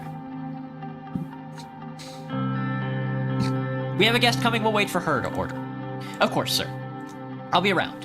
He went downstairs again. Nia took a sip from her glass of water and looked at me. Do you think we'll succeed? I'd like to hope so, yes. We might need to get both Isabel and Heron to work with us. I don't want to rely on Isabel to bring exactly 3 votes, it's risky. Let's not overthink this though, Mr. President. We have to focus on the meeting with Isabel now. But anyway, she took another sip from her glass. So how about you? How you been holding up? I'm fine, Mr. President. Thanks for asking. I'm just focused on our proposal. If it passes the Supreme Court, this will be a historical moment for Swordland. I just don't want to see another failure trying to change this constitution anymore. I know, I gotta tell you guys, it's so embarrassing not being able to pass constitutional reform. It fucking kills me, dude. And, like, every time I don't think I've passed constitutional reform once. It blows up my skull to just be like, the embarrassment is just too much.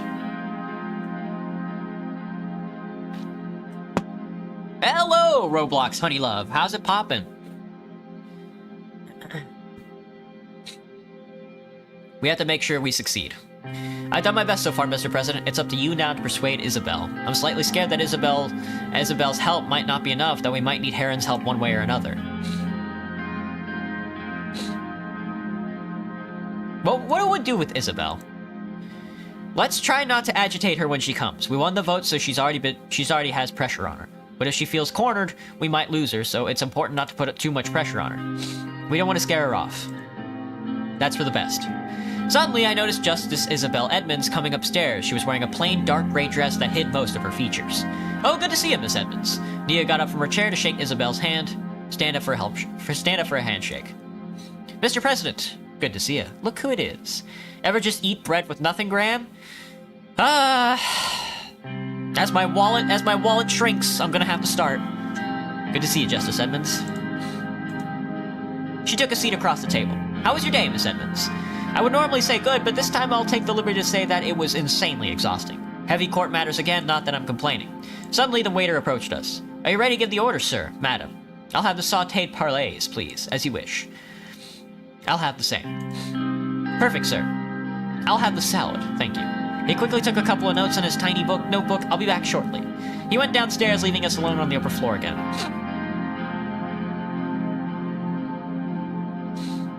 How's the situation in the Supreme Court? How's the situation in the Supreme Court? Let's just say, busy. She moved herself on a chair to be more comfortable. First of all, congratulations with the vote in the Grand National Assembly. But now you face the Supreme Court, and it pains me to say that your proposal has a very low chance of getting through it. We don't want that.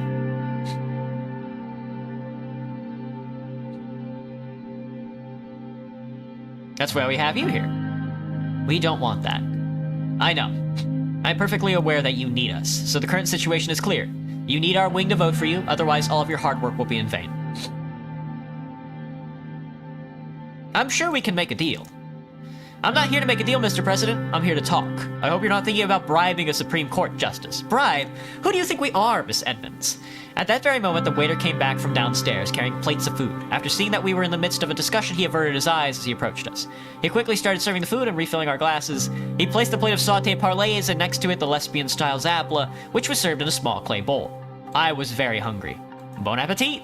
Thank you, it looks delicious. The waiter bowed to us and quickly went downstairs. We wished each other a good meal as Isabel and Nia slowly started to eat.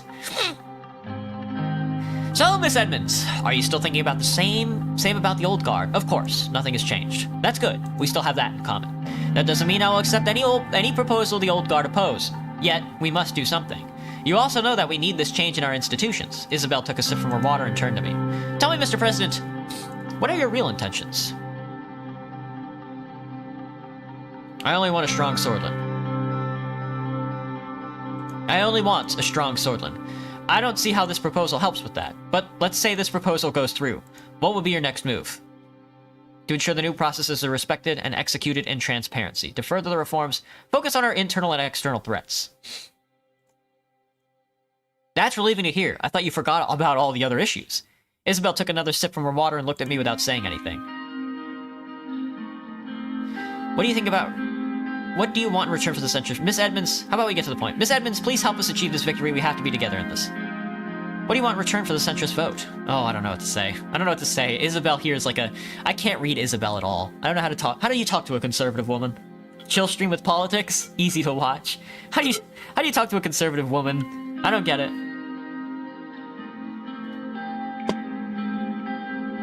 Please help us achieve this victory. We have to be together in this. Perhaps that is the way we must take. Can you explain to me one thing? How come you think that the Supreme Court's right to vote on constitutional amendments is a major problem with such priority? I thought we were... I'm asking the President, Miss Morgna. The court has been stopping every constitutional change, Miss Edmonds. The judiciary should not have the legislative powers, Miss Edmonds. The point was a red line for Mr. Richter. We had to include it. The court has been stopping every constitutional change, Miss Edmonds. The judiciary should not have legislative powers, Miss Edmonds. Oh, I don't know. So, that's your problem. I see. I don't know what to say, Mr. President. These changes are one thing, but there's also your political view. I don't want to hand victory to a millenniavist. I don't agree with that. I'm no millenniavist. I don't agree with that. I'm no millenniavist. So you're no fan of Millenniav? Who cares if you're into Chancellor Hegel's and Vogslandian socialism or Sordish socialism of Bernard Circus? It's all Carlos Marcia's socioeconomics in the end. You are playing with fire, Mr. President. Nia suddenly cut in. If we were to come back to the point of unifying against the old guard, you can give her the look. You can give her the... Graham, you can give her the look. I think we're gonna have to. Of course we should give her the look. I want the old guard gone as much as you, but I am torn about this proposal.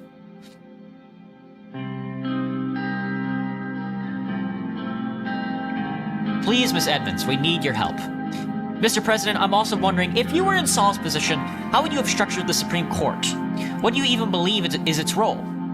Purely an advisory body for the legislation of high criminal court, it must have the power of judicial review and to strike down laws that are against the Constitution. Court protects the Constitution. I would have done the same with my proposal today. It must have the power of judicial review and to strike down laws that are against the Constitution. So, what do you think about the judicial review? It plays an essential role in ensuring that each branch of government recognizes the limits of its own power. Precisely! I'm glad that we agree on that. Isabel went on to finish the remaining of her salad. So, Miss Edmonds, what are you thinking? I want to help you, Miss Morgna, but...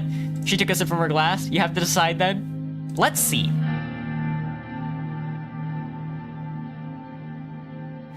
Oh, I don't know what to say. I'm so scared. She's so powerful. It's so hot. What the fuck?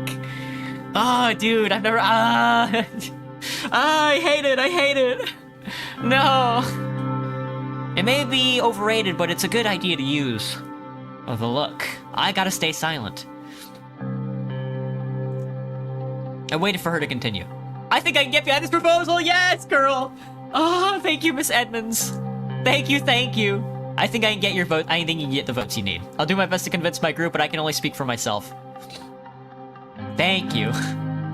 That's great to hear that you will support us. Thank you. I see that we're all finished up with our meals too. I think it's time to conclude this meeting. Ah, dude. No, you guys, you don't get it. I'm not the one giving her the look. She's the one giving me the fucking look, dude. I'm scared. I'm so scared. Thank you for coming, Miss Edmonds. Really, she stood up and shook my hand. Thank you for the meeting, Miss Edmonds. Likewise. God, dude, that was more intense. This one conversation was more intense than the entire constitutional reform process. Even, like, sitting in the assembly was not nearly as intense as talking to this woman. Isabel took her coat and walked downstairs. Nia and I looked at each other. That's good news. That's great news. We still need to reach out to more people. She won't be enough. You should maybe talk to Lucien about other options. We may try to reach out to Heron if you want. After a few minutes of thoughtful silence, we also got up from our seats and left the restaurant. It was a good start, but I was still uncertain if Isabel would be enough. I got in the presidential cadilla, and Sergei started driving me home. Fuck. Fuck, I couldn't believe that worked. Dude, I'm astounded. She was needling into me with those questions. She was like, all right, Mr. President, okay, well, tell me, what honestly do you think is the point of being a judicial, like, congresswoman? You know, answer my question with that, Mr. President. Nia, Mr. Morgana, I'm not talking to you. Mr. President, what do you think? And I'm like, please don't kill me. I'm just a boy. Why are women so hot, man? I can't take it anymore. All right, let's talk to Justice Heron. I don't care what this guy has to say, but I'll try to get him to vote for us. This guy probably is going to be convinced by, like, some capital, so I'm not, whatever. Have I played Slay the Princess? Not yet, Graham. I want to, though. Every time I go onto Steam and I type in the tags choices matter, story-rich narrative, multiple endings, Slay the Princess is always at the top. I definitely do want to give it a try one of these days, though. Dude, I'm so hot. I'm so hot, dude. Oh, fuck, dude, she killed me. She fucking beat my ass. Oh, God. Yeah, we can offer him a bribe. We have to send Lucian, I think. The vote for the Supreme Court draws near, and we need to sway Justice Heron Garaki to maximize our chances of winning the vote for the new constitution. After the initial rejection, we could bribe him, send Lucian or Nia to convince him to enter the negotiation table, or outright ignore the justices. We're gonna send Lucian.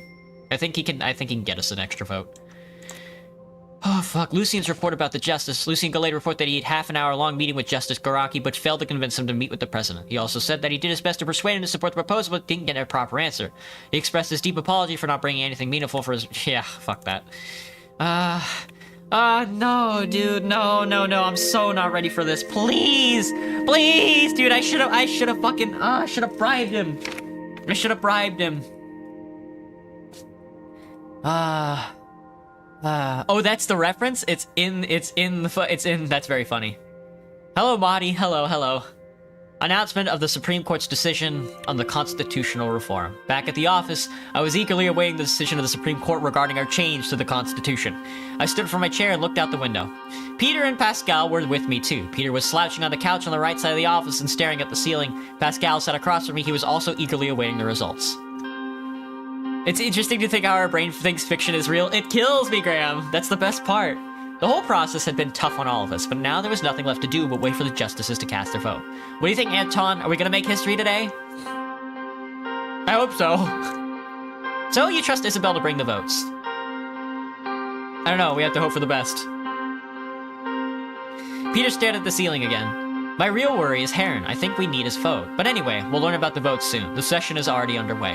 By the way, what time is it? I looked at the tall case clock in the room. It was already 20 past 11. The court's voting session was scheduled to end in 10 minutes. Do not reply. Anton? Peter looked at the clock. Yeah, we have about 10 minutes. But anyway, he rose from his slouch and stretched. I don't know if you noticed, but Casaro has been getting popular in the assembly recently. Our party's been supporting him a lot of bills, some of which have already reached you. What do you make of this? I think he's a very dangerous man, Anton. We can't let him divide our party. I agree. We have to watch him closely. Yeah. Them fascists. Demo man intensifies. Black or back. You have good taste. For real. His party only holds 40 seats. Anton, yet he manages to pass bills. That man is trouble. 40 seats is tough, but wait, his party holds 40 seats? That means I got at most half of his party to vote for us.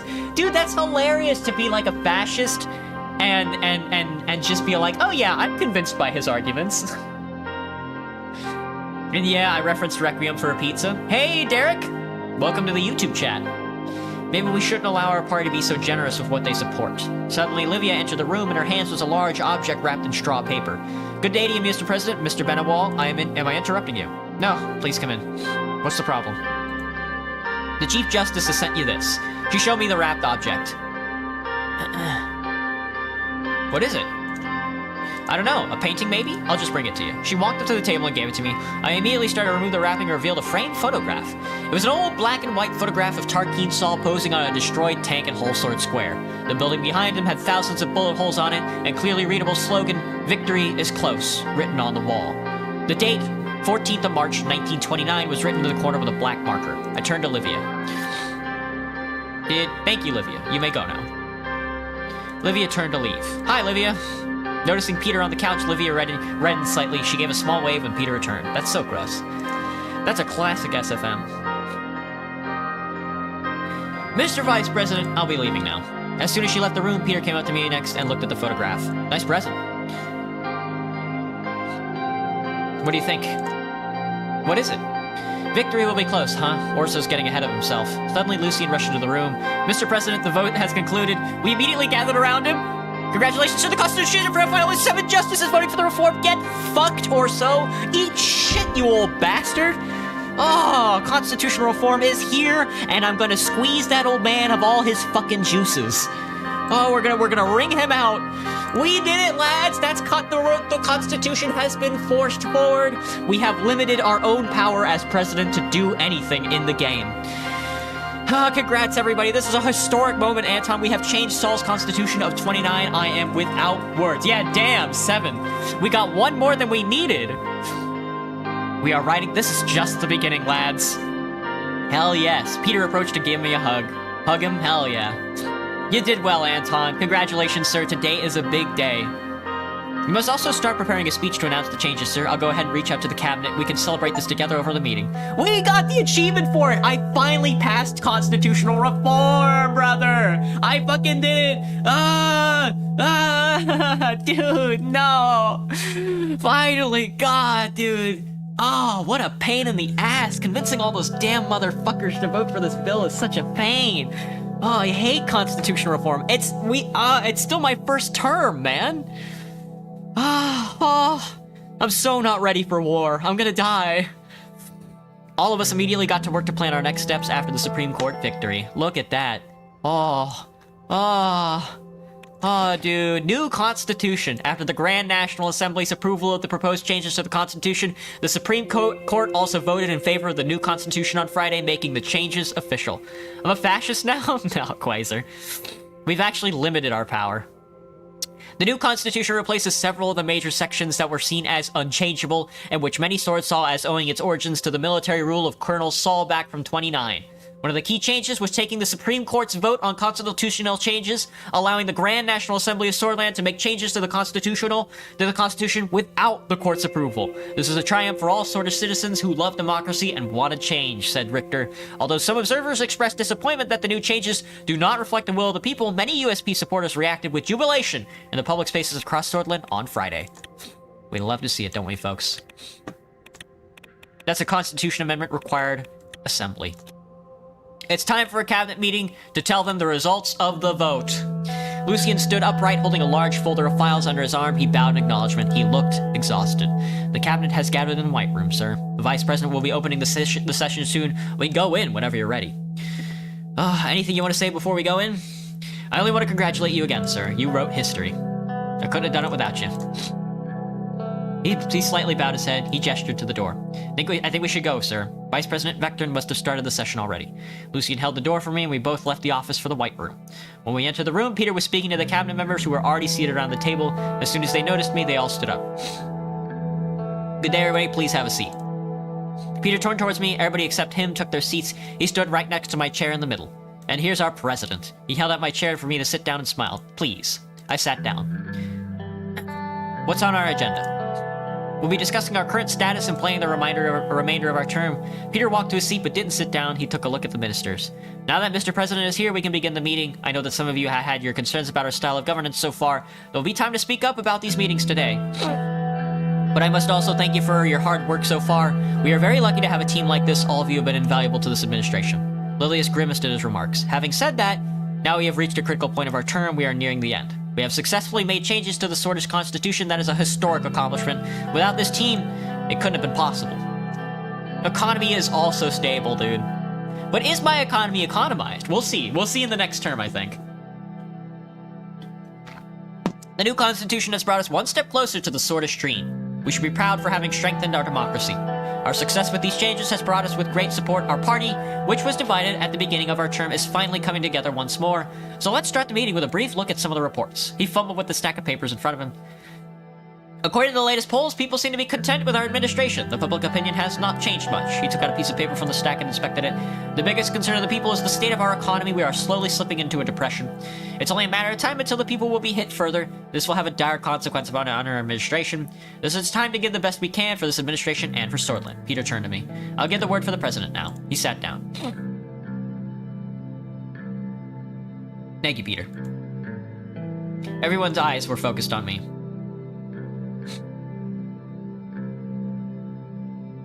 I want to hear brief reports from each ministry.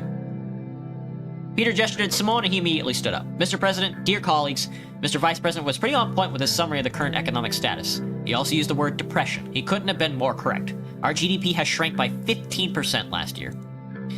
This downward trend has broken our economy over the last years. If we cannot contain this in time, we will end our term, in the truest of the sense of the word, in a depression. However, this has not yet reflected well with our debt situation. Our total national debt has increased about 85 billion SR this year.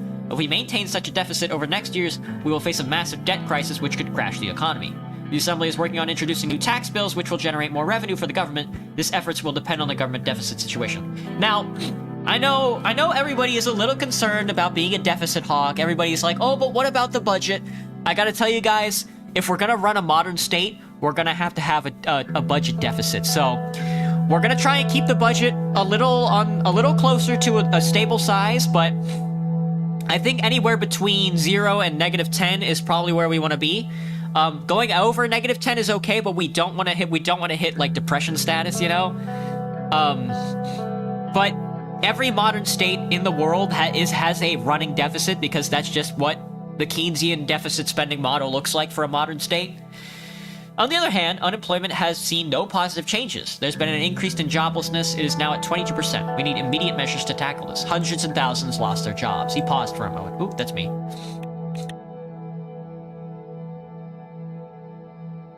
This is terrible. Is there more to it? Well, one major concern is our nationalization decision. Our expenses have increased.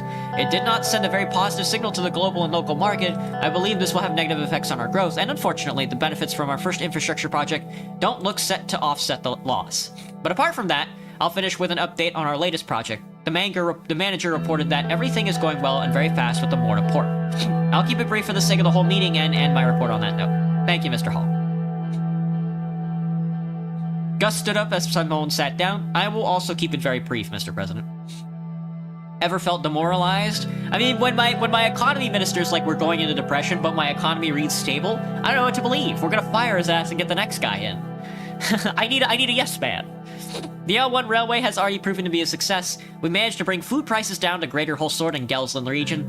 Our agricultural output has increased and we are already seeing investments coming into rural areas. The trade deal with Wayland increased our agricultural exports from the Bergia region. We're slowly but surely reigniting our agricultural production. Our ministry is aiding the farmers with government subsidies. We're sure this will have a positive reflection on our economy in the near future. That'll be all.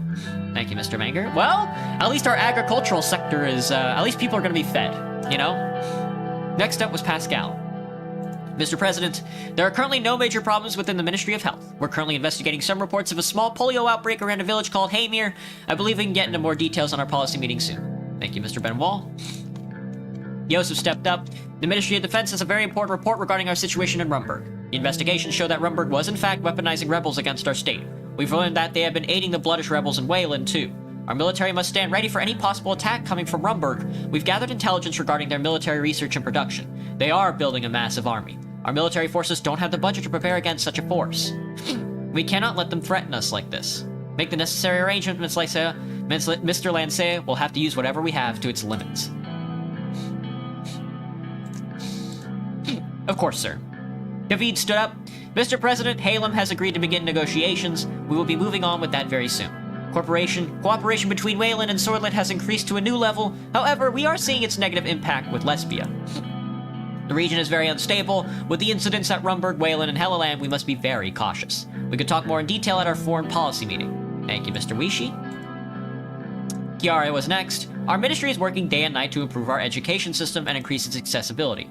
We've accomplished a lot with our new curriculum. Our reforms will be greatly improving our output as a society. Lilia stood up. Mr. President, there's an important report from our intelligence officers. We've disrupted the radio signals of several active Bloodish Freedom Front militants in Bergia. There seems to be some sort of preparation going on. We might need to implement some new measures soon. We will provide you with more detailed reports later at date. Unfortunately, Governor Braun is continuing his discriminatory policies against the Bloods in the Special Zone. I'm afraid if this continues, we will have a major problem in our hands. The reports of the BFF organizing its forces is very concerning. Luckily, I've spent some good news about the abolishment of the Bergia Special Zone. Apart from a few small details, the project is ready to be implemented. We can get rid of the governor soon. I'll send the final documents for you to sign soon, Mr. President. Thank you, Elias. There is one more important thing to ask of you. I would like to transfer the gendarme under the Ministry of Interior to improve the internal security efforts. I don't see Yosef. The gendarme of the Republic of Sordish is an armed law enforcement organization that maintains security. I haven't heard of this before. I'm still working on the proposal and have legal backing for it. I was going to mention it later. The Ministry of Defense shouldn't be meddling with the internal security affairs through the gendarme. We have several incidents where they are too violent to quickly, and it stems from military officers getting reckless orders at times. Damn.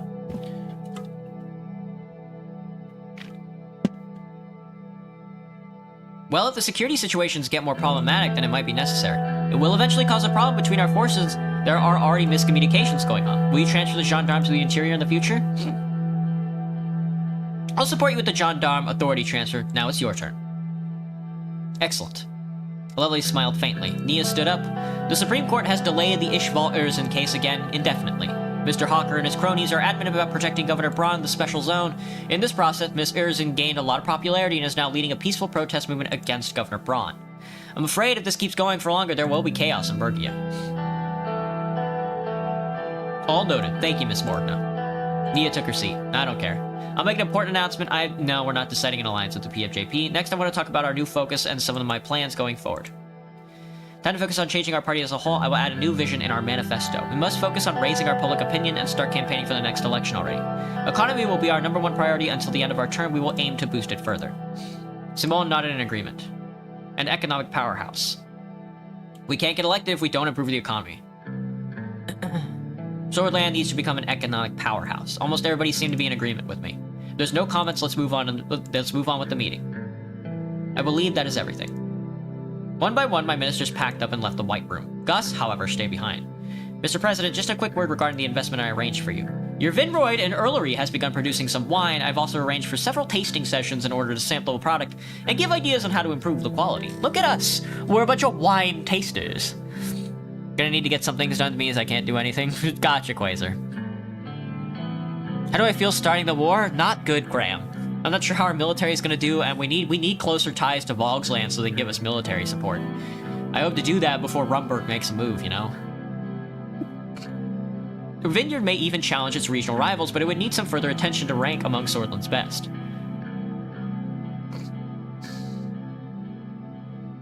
That's great news, Gus. What did I tell you, Mr. President? Take a little risk and it'll pay off at the end. It's a pleasure doing business with you, and Ewald sends his greetings. I left the White Room and headed to my office. The last 2.5 years had gone by so fast. Goodbye, Quasar. Have a good night, man.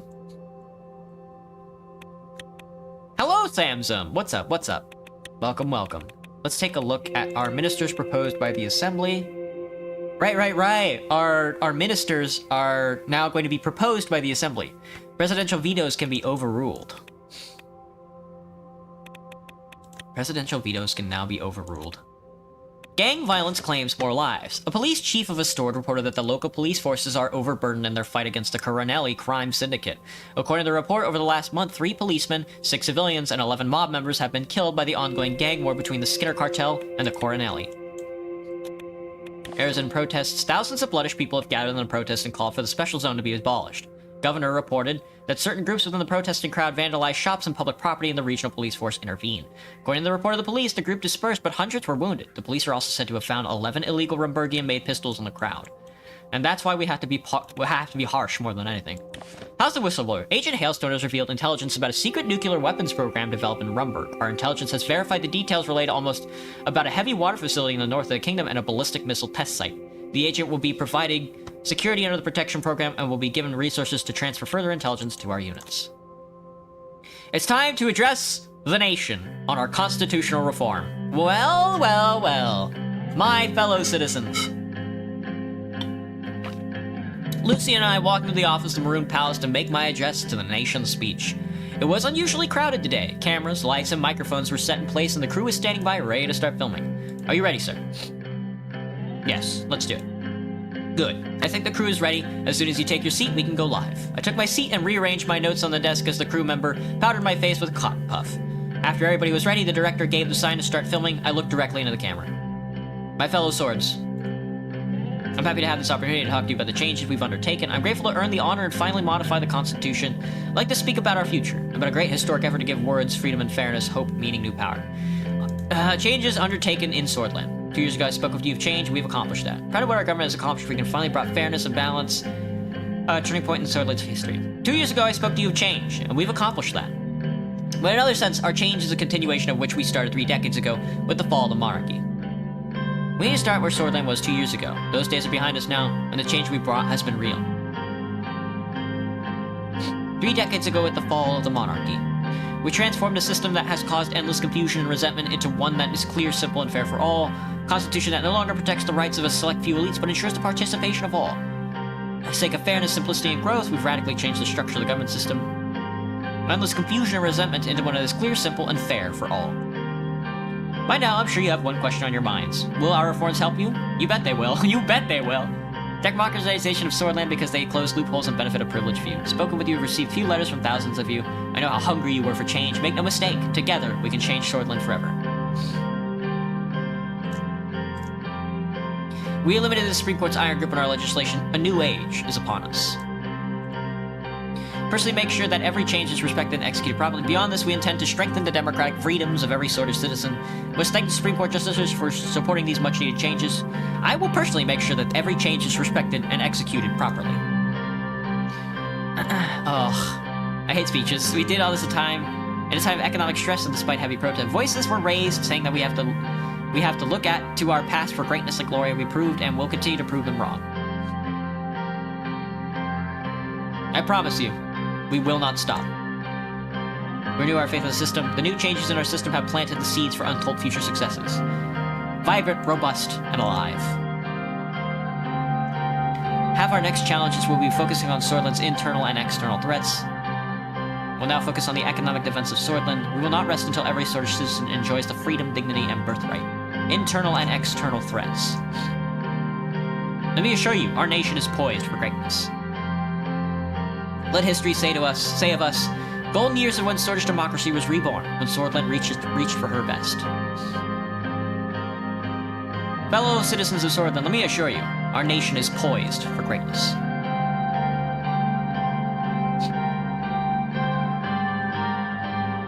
I'll remind you of the revolutionary phrase, morning will come, victory is close. I am now glad to say that the morning has finally come.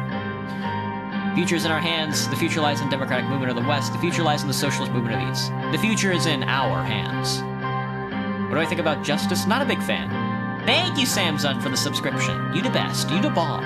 In fact. Hey, Kai! What do I think about justice? Hashtag MLG, for real. I took another deep breath. Lucian shoot a fly away from his forehead. For a Swordland of wisdom that honors the family, knowing that as family goes, so goes our civilization. For a Swordland of vision that sees tomorrow's dreams in the learning and hard work we do today. For a Swordland of courage whose servicemen and women, even as they speak, proudly stand watch on the frontiers of freedom. Vision that sees tomorrow's dreams in the learning and hard work we do every day. We have begun promisingly, but it's only just the beginning. We're not here to congratulate ourselves on what we've done, challenge ourselves to finish what has not yet been done. Let us by challenging our conventional wisdom. Yeah. Best core in the vector sista. The director gave the cut signal and the cameraman stopped filming. My speech was finished. Or whatever. That's the end of the chapter. Oh, fuck. Rain, the future lies in our hands. That's right. That's right, lads. The future lies in this penis. When he's right, he's right. Oh, a sword. Alright, let's end the chapter. Revelations. Pencil SFX for real. Well. If it ain't the blowjob brothers. If it isn't the blow... How's Visor doing? Radical journalist killed en route to interview. Couldn't be me. Gendarme police issue. Massive miscommunications between the Interior and Gendarme has resulted in a failed raid on Visor. Ministry of Defense and the Interior have both put the blame on each other. This will be gathering soon to solve the ongoing dispute. Kingdom of Rumburg. Queen demands reparations for 15-day war. Queen Beatrice Livingston has called for reparations to be paid for by the so-called past atrocities that occurred during the 15-day war.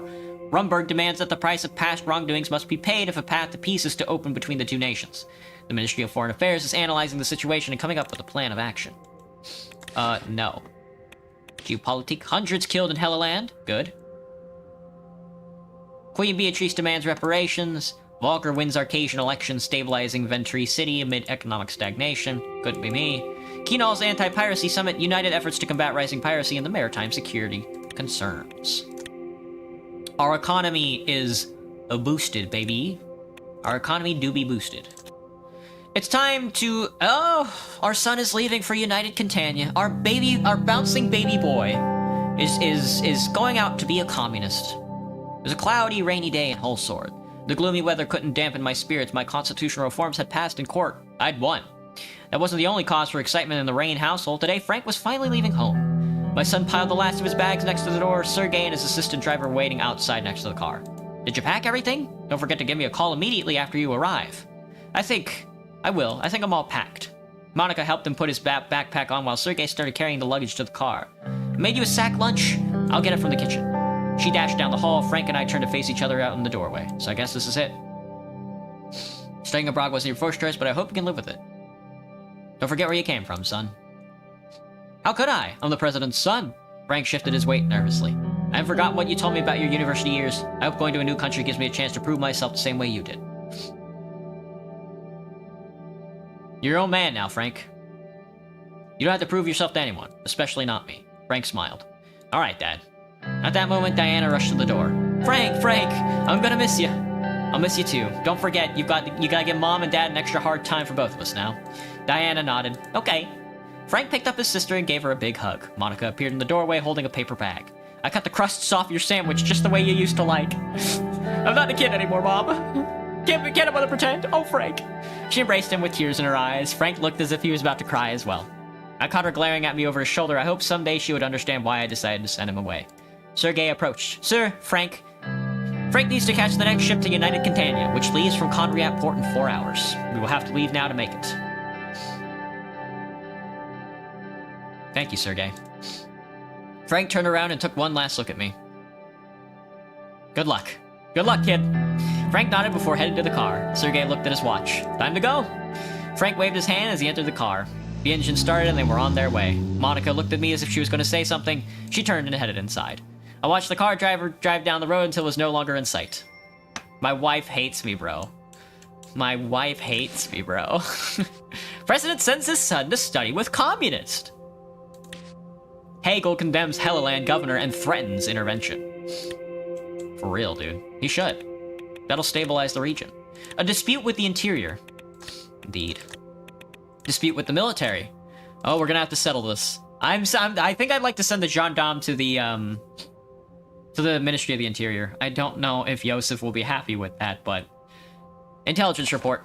Volgsland might be preparing for another major invasion. Military intelligence has reported a massive buildup of landing vehicles and navy ships at the port of Wilburn on Volgsland. Our agents are suspecting a massive naval military invasion of Helluland or Nolia in the future. It's not fully confirmed as the buildup could be mock-up exercise to divert eyes elsewhere. Excuse me. Our covert agents will monitor the situation on the ground for as long as possible. Discussion with changes to the law. The GASM financial report. We love to see it. The highly anticipated report from GASM has arrived. Minister Hall and Manger underlines the significance of this document as it outlines the return on our state-held shares, thus reflecting the recent performance of one of the nation's pivotal economic energy drivers. The Treasury will receive a transaction if there are positive returns. Low returns. The state doesn't need profits. Low returns. I'll take the low returns for now. GASM profits stagnate. Treasury will see minimal impact. Discussion on the changes to the law. Lucian and I sat in my office, waiting for Peter. I was at my desk, and he was on his sofa, legs crossed. Sir, I have some news. Mr. Hall and I have been working on several possible plans to boost the economy as is our focus. He is currently compiling a very detailed report with our suggested projects. I'll make sure you have a chance to see it soon. He looked at his watch again. Looks like Mr. Vice President is late yet another time. He lowered his voice. I'm slightly concerned about Peter. He seems to have his mind occupied. He's been late to almost every meeting we've been to recently. I noticed it too. We need to talk to him in private. Will there be reading tonight? There will be, Grant. We're going to be reading a couple more pages of, The Color of Magic. Suddenly, there was a knock at the door. It was Peter. He walked inside with files in both hands. Gentlemen! Let's begin the meeting. Exactly. He placed the files on my table, took out several documents, and organized them in front of me. Here is everything, just as you ask. Our plans for our next reforms. You can use your presidential decrees to enact reforms now. We have enough political capital. I also bought a list of suggested reforms from our party. What are your thoughts, Anton? Let's go over the documents. I took a look at the documents. Oh, I can select up to 3 decrees. Let's fucking do this. I can purge the general staff. I cannot purge the general staff. I don't have sufficient decree power to purge my general staff, which is very funny. Relocation of teachers and doctors to rural areas. Free prescription medication. Supreme Council of Sordish Radio and Television is very funny. Desalinization. Lower retirement age. Private prisons. Rural education institutes. Right to own and bear arms. Gender equality in education. Fair Trade and Competition Commission.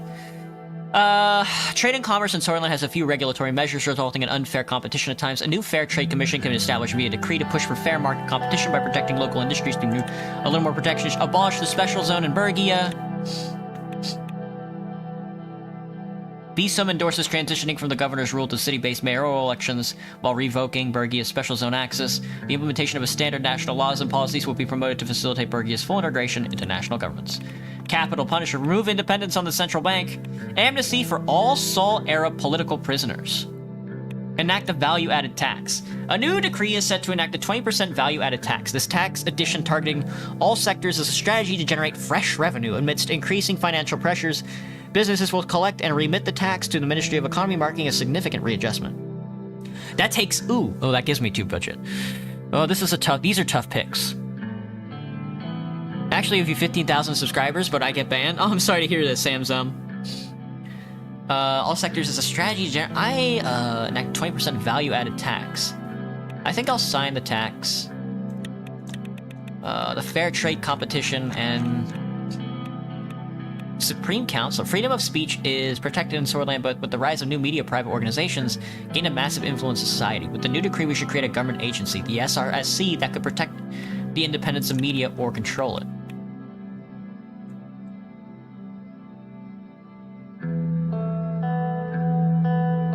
Removing independence of the central bank is very funny. I'm gonna enact a value-added tax. That took 2? Fuck. Let's see. Fair trade and competition. Abolish the Bergia special zone. Fair Trade Competition Commission.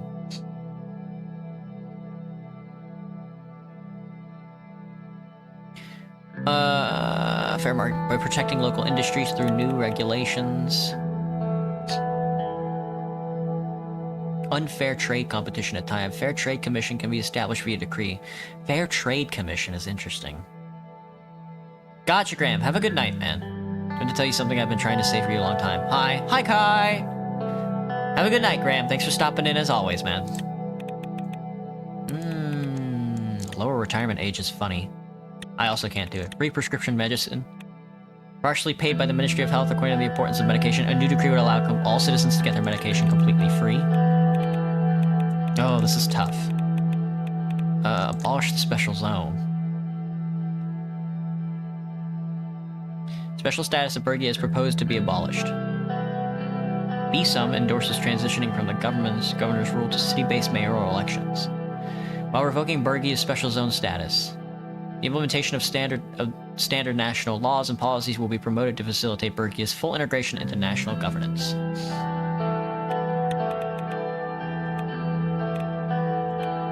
Do we do it?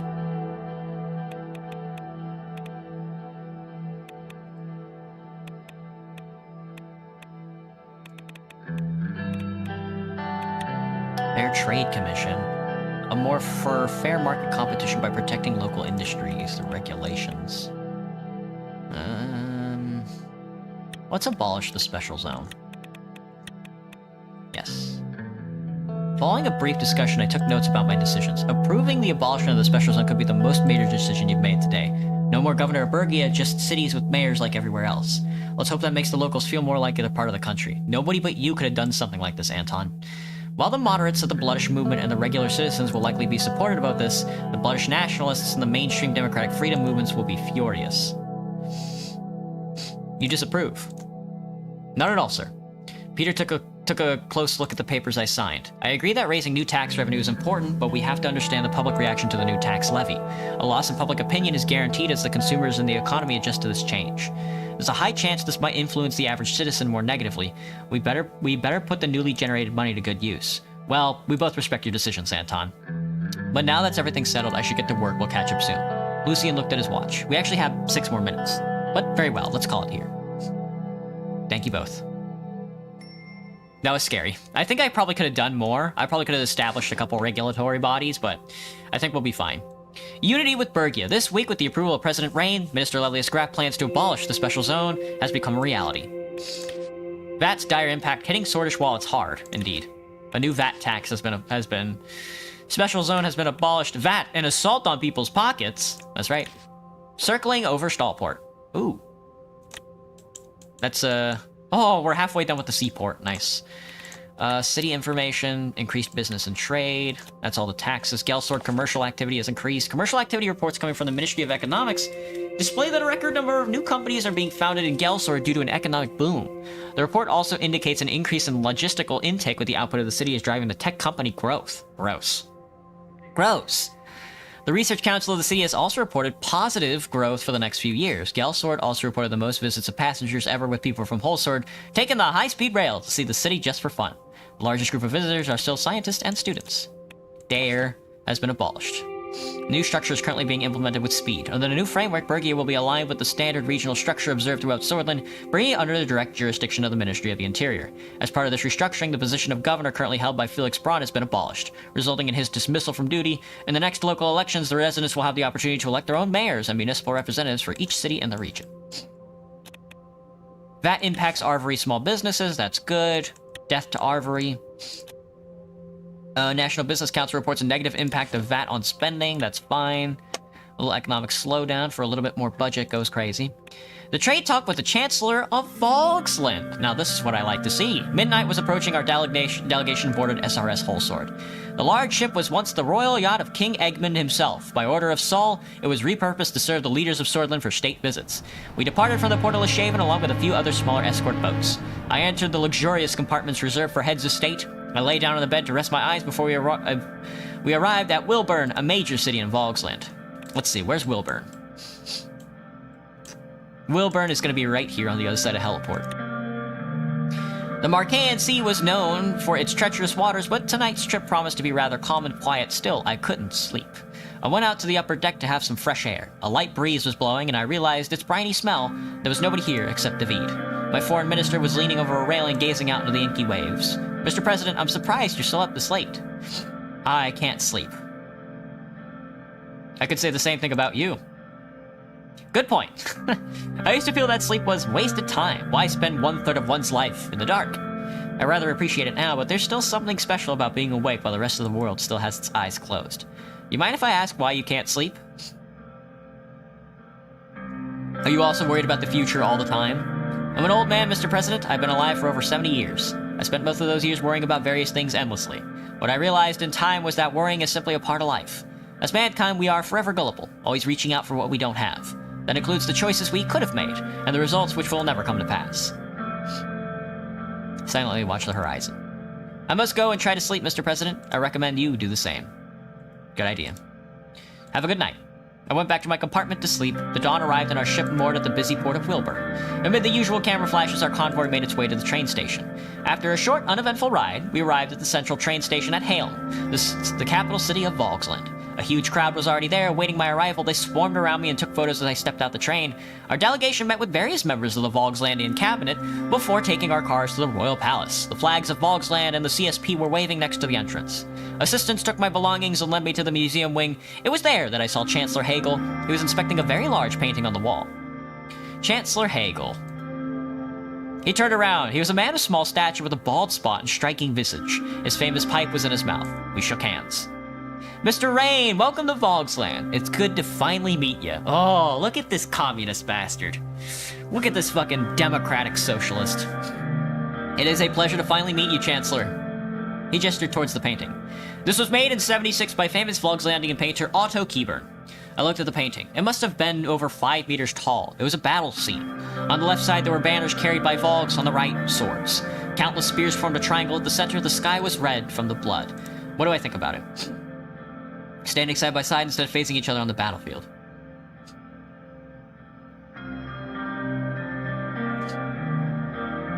We can do so much more, though, through unity, Mr. Rain. We started walking. To me, this painting tells me how far we have come. Swords and Vogs might have had troubles in the past, but ultimately we are brothers. No two countries in the world understand each other more. My thoughts exactly.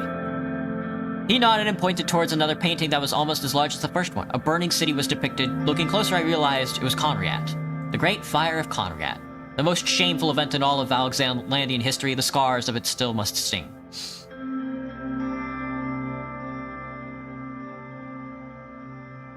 We shouldn't bear the sins of our forefathers. Well said, Mr. Rain. Thankfully, we in Vogsland have now cut off the head of the snake called imperialism. A guard approached the Chancellor. If you will excuse me for 1 minute. He stepped away with the guard while I looked around. I saw a more recent painting depicting the upheaval of farmers against an aristocrat. What did you say? Hagel's loud voice echoed against the empty halls. Give the miners what they want. As for the director of the company, I want him to face a trial for undermining the workers of Vogsland. Relay it to the Minister of Justice at once. No one can exploit our people and expect to get away with it. After receiving the order, the guard hastily left. Hagel walked over to me. Sorry about that. You know how it is. I definitely do.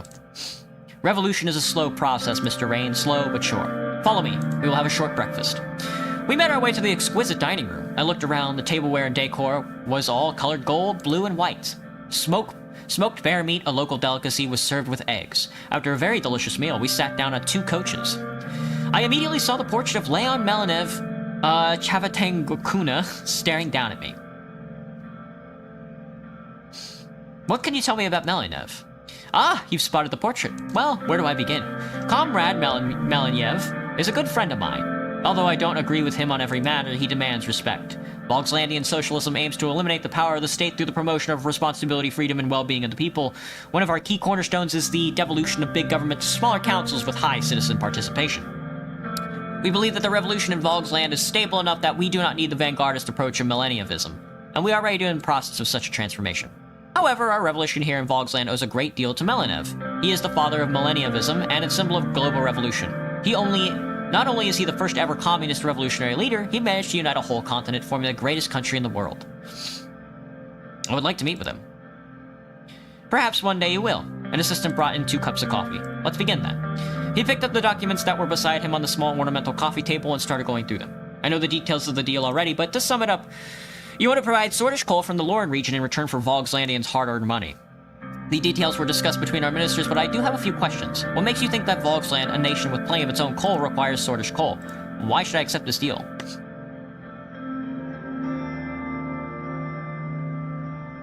I want to align Swordland closer to the CSP. A blunt answer. I like it. It gives me confidence. But so far you haven't done much to justify such an alignment. If your actions matched your words, this could have gone differently, but let's not talk about what could have been. I will accept the deal on the basis of your sincerity. He called an assistant nearby. A moment later, the assistant returned with 2 shots of vodka. Wow, that was quick. Me when I'm a communist? I get it. In Vogsland, we drink on a contract, Mr. Rain. We clinked glasses and did our shots. The strong bite of alcohol turned into a sweet aftertaste. Now, if you wish to join the CSP, you will have to put more effort into it. Go on. Comrade Melinev is a good friend of mine. I can't tell him to simply take Swordland in, of course, but I can put in a good word with him if he do something for me. I'm listening. Recognize Hellland as Vogslandian territory. It's that simple. An easy choice. I accept. We have achieved a lot today, Mr. Rain. Another. An easy choice. I accept. We gulped down the shots after clinking. He took another puff from his pipe.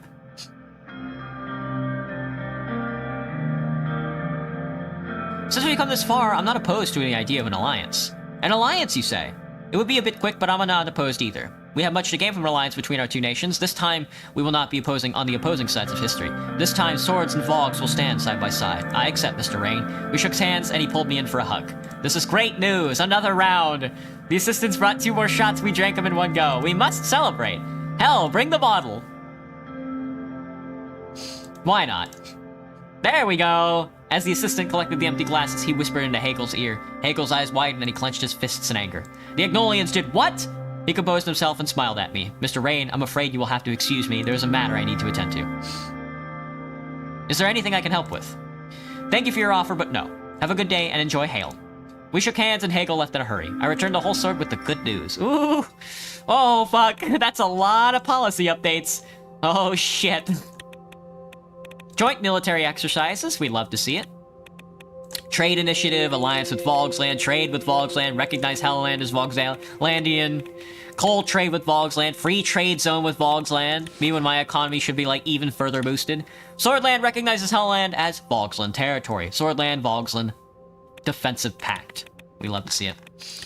We love to see it. And a trade tariff by Lesbia. Fuck you, Lesbia. Fuck you, fuck you, fuck you. Alright. The ATO expresses discontent over the Swordland Volksland Pact. Oh no. The emergence of a strategic alliance between Swordland and Volksland has elicited unease within the ATO. The new alliance, seen as a strategic maneuver, seems to hint at a shift in the balance of regional power in favor of CSP-affiliated nations. In particular, Arcasian President Dwight Walker, representing the ATO's concerns, has drawn attention to Volksland's enhanced naval activities in the Mercopa Sea. This naval escalation, coupled with the establishment of new Swordland-Volksland alliance, is perceived as a potential source of regional destabilization. Consequently, the ATO, and by extension Arcasia, is urging restraint in the face of these shifting geopolitical dynamics. Your mom. How about your mom? It's a private meeting with Peter Vector in the suburbs of Holsword, 147 Ruick Avenue. Alright, let's get this guy out of here so I can get Clavin as my vice. It was a dark and chilly evening when Peter called and asked if he could meet. He gave no details, all he said that it was important. I drove alone through Holsword suburbs until I reached the meeting point he named, 147 Ruick Avenue, number 26, our old campaign headquarters, untouched since the night of the election. This is where everything began. I made my way up the dusty staircase of the office building. The light in the second floor hallway was out, so I used a cigarette lighter to find my way to the wooden door marked 26. I pulled on the handle, but it wouldn't budge. The heavy door had always been a pain to open. Coming! Peter pushed on the door with all his weight and made a screeching sound as it opened. Without further ado, I bid you welcome to the grand nostalgia trip hosted by yours truly, Peter Vector. He made an exaggerated bow. The dust from the open door was still settling down. Feeling sentimental yet? Indeed, I haven't been to this place in ages. I miss it sometimes, even that damn door. Come over here, remember this? He walked over to his old desk and pointed to the gramophone that had annoyed our neighbors and kept us company for so many late nights. Sorry. Peter flipped the switch and it filled the room with swing music from the 20s. Dude, that was such a big-ass fucking trade deal and, like, military alliance with Volksland, but at least I got somebody on our side for a war against Rumburg, which is what I needed. I'll be damned, it still works.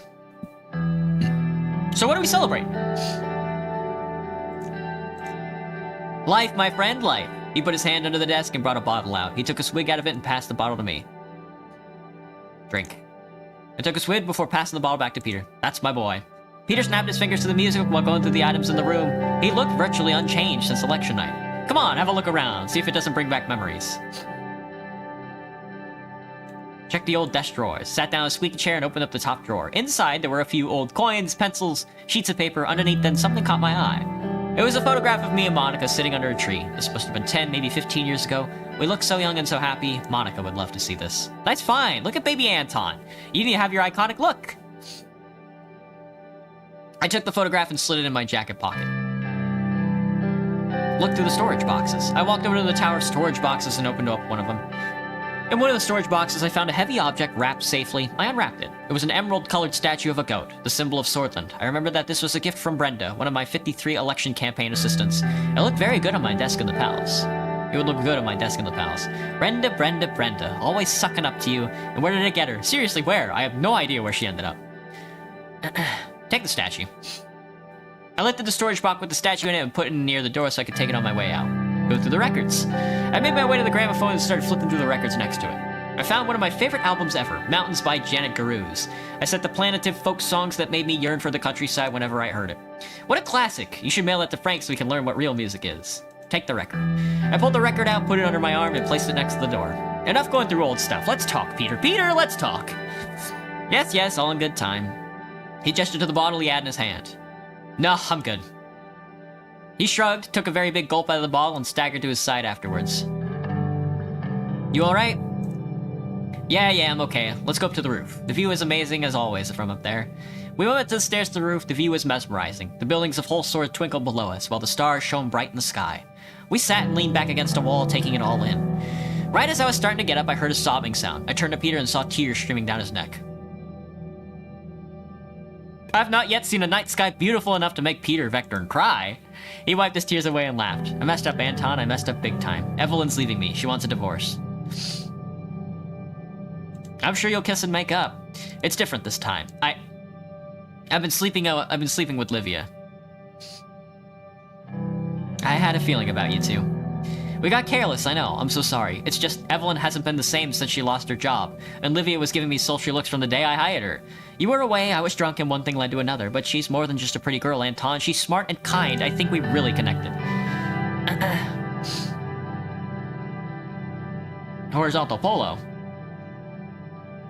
Don't tell me you're gonna run off with her. No, we're ending things. I told her it's too unprofessional. I want Evelyn back.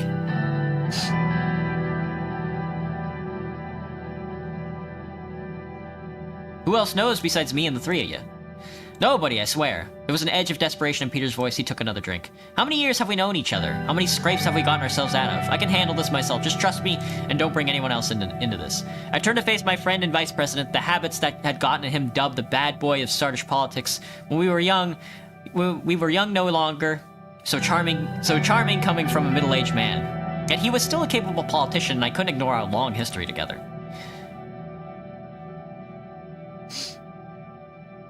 Alright, it's just an affair, and it's over that. We can weather this.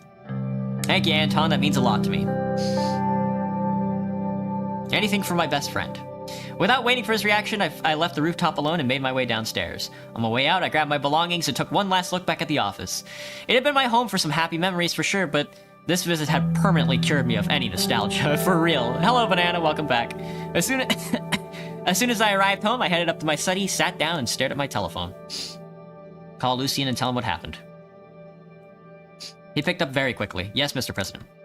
I told Lucien everything Peter had told me about himself, Evelyn, and Livia. Thank you for calling me, Mr. President. This serves to confirm some suspicions of my own. We have to meet. Tomorrow? Yes, but early. Before either of the two arrive. Don't bring this up with anyone else. I fear we may have more than a mere dalliance on our hands. The line dropped. I stared at the receiver, wondering what his last statement meant, what was going on I didn't know about. I went to bed but couldn't sleep at all. Ooh, the government. Oh, we're rolling back that deficit, and our economy is stable.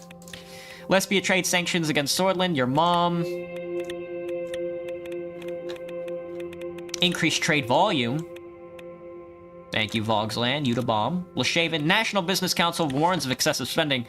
The NBC issued a critical warning about the massive government budget deficit which occurred in the third year of the administration. Oh, no. Leadership figures from the private and state sectors brought forward complaints that the country could head towards a serious debt crisis if the situation is left unchecked. Experts have sounded the alarm about a potential credit rating downgrade in this situation if a better balance won't be achieved soon. Your mom? How about you credit these nuts? The CSP condemns the submarine attack on a cargo ship. The CSP has issued a strong condemnation following a recent submarine attack on a cargo ship off the coast of Marcanisa, near northeast Rumburg. The incident involved the Rumburg submarine erroneously targeting a cargo vessel belonging to the UC, as raised serious concerns about maritime safety and the need for improved communication channels. In light of the incident, the CSP is calling for immediate measures to prevent such occurrences in the future. A key proposition is the establishment of an emergency security hotline between Grace and the CSP. This would serve as a platform for real-time information exchange, ensuring quick and appropriate responses to any maritime distress signals. The PAC believes that this initiative will significantly enhance our maritime safety, providing a buffer against inadvertent escalations. Uh-oh. Imposed trade tariff. Your mom, dude. Lesbia, suck my nuts. Lesbia has announced a slew of trade sanctions against us, with increases up to 30% of import tax on certain goods, along with the cancellation of military arms sales, medical assistance, and other economic cooperations between our countries. The sanctions came as direct reaction to the alliance signed with Vogsland. Pales expresses unease over a Vogsland alliance. Well, who gives a shit about Pales? Guess everyone else is just lurking, Banana? Probably. Let them have their sleep. It's a sleepy stream. Over the CSP alliance in Vogsland, Grand Duke Axel Reinhardt stated that the historical ties of territorial disputes between Pales and Vogsland amplified the impact of this development on Pales. The Grand Duke emphasizes Pales' commitment to its national security and sovereignty, declaring that Pales will closely monitor the geopolitical shifts in alliance foreign policy accordingly. Yeah. Start of the day. Alright, let's talk to Lucien. I think this is where we can get... I'm not sure, but one of these is where I think we can get Peter to retire. It was early in the morning after my talk with Peter. The sun was just beginning to peek over the horizon. The Maroon Palace was empty save for a few cleaning staff. I entered my office to find Lucien waiting for me. Mr. President, thank you for meeting with me at this hour. Couldn't sleep anyway. Very well. I'm pleased that you chose to call me after your conversation with Mr. Vectorn last night, although I was already aware of the illicit relationship with Miss Suna. You do know everything that goes on in the palace, after all. I figured as much. Lucien smiled. On its own, given Mr. Vectorn's established reputation as something of a playboy, the affair is unlikely to cause much damage. However, a more troubling possibility has been brought to light. The recent conversation with Mr. Hailstone, our whistleblower from Rumburg, revealed the presence of a spy within the Maroon Palace. I believe Miss Suno is our mole. She's been using her relationship with Mr. Vectorn to gain information. Tell me more. I can do better than that. I'll show you. Mr. Lucien reached into his own coat pocket, pulled out an audio tape. You're always EP banana all.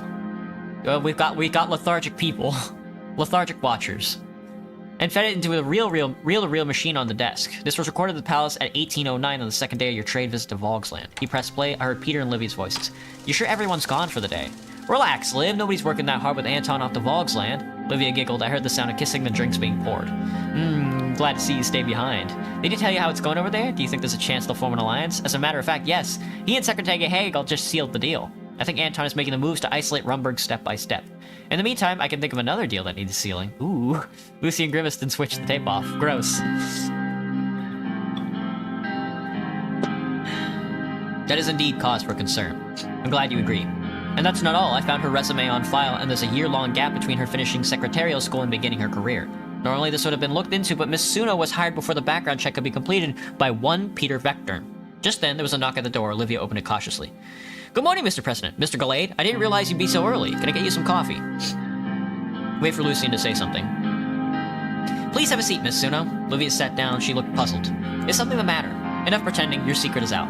I'm not sure what you're talking about. Olivia. Peter already told me everything. Olivia buried her face in her hands.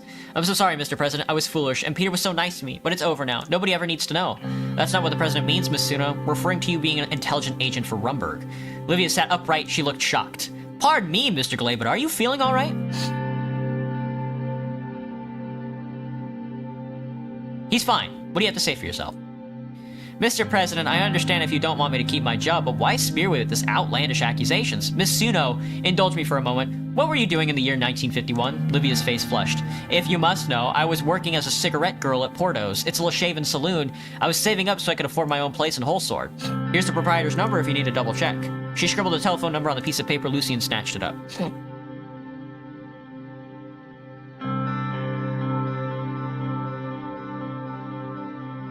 But why were you asking Peter about my allegiances? To tell you the truth, Mr. Rain, I was hoping to run for office myself someday. I want to help make a real difference to the world like Miss Morgan or Miss Walda. You won't eat banana? Nice. I guess I messed up by getting involved with Peter. Now they're all just gonna say I slept my way to the top. Wait, how do you know about that conversation? There was a loud pounding on the door. Peter barged in without waiting for an answer. He was unshaven and wore the same clothes as the night before. I came as soon as I heard the three of you were in here. Anton, what the hell are you doing? I told you I had this under control. Sorry, Lucien already found out. Peter took a seat at the far end of the sofa. He looked over at Livia and noticed her troubled expression. God, why involve her? This is my mess. She did nothing wrong. Well, there's a small chance she could be a spy. What? You have reason to believe she's been relaying information to Rumburg, information that you leaked to her in your carelessness. Lucien rewound his tape and played it again. As Peter listened, his eyes widened in disbelief. Lucien, you rat bastard, you've been bugging my office. I'm sure there's an explanation for this. Both Peter and Livia were glaring at Lucien now. He looked unpenitent. I had noticed the Vice President's behavior becoming increasingly erratic and unprofessional over the past months. I wanted to get to the root of the cause. So you wiretapped your own goddamn colleague, and for what? Have you been getting off on this, you pervert? Certainly not. I believe that along with Rumburg whistleblower's admission that there's a spy in the palace and a certain gaps in Miss Suno's resume. This tape makes a compelling case to investigate the secretary for espionage. Whether or not the investigation yields positive results, Mr. Vectorn ought to be held accountable for his willingness to divulge such sensitive information. He ought to stand trial or at the very least resign. Peter's jaw dropped for the boy. Livia stood up. If I may, Mr. President, I've been paying attention to what goes on in the palace, not because I'm some sort of agent, but out of genuine interest. Hard as that may be for you, believe Mr. Gallade. She scowled at Lucien, then turned back to me. And from what I've seen, this man has been attempting to undermine your vice president at every turn, perhaps with the goal of replacing Peter himself.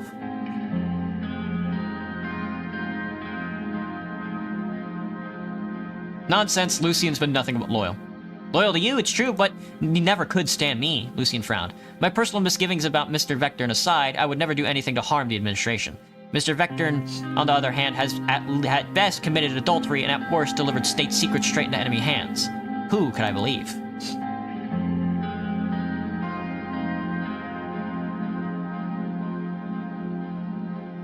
Lucien, can I speak with you a moment alone? Peter and Livia exchanged worried glances before exiting my office. What are you going to do, Mr. President? I believe you. We should investigate Livia. Lucien breathed a sigh of relief. I appreciate your trust in me. And Mr. Vectorn, what will you do about his willingness to compromise Sordland security at the drop of a pencil skirt?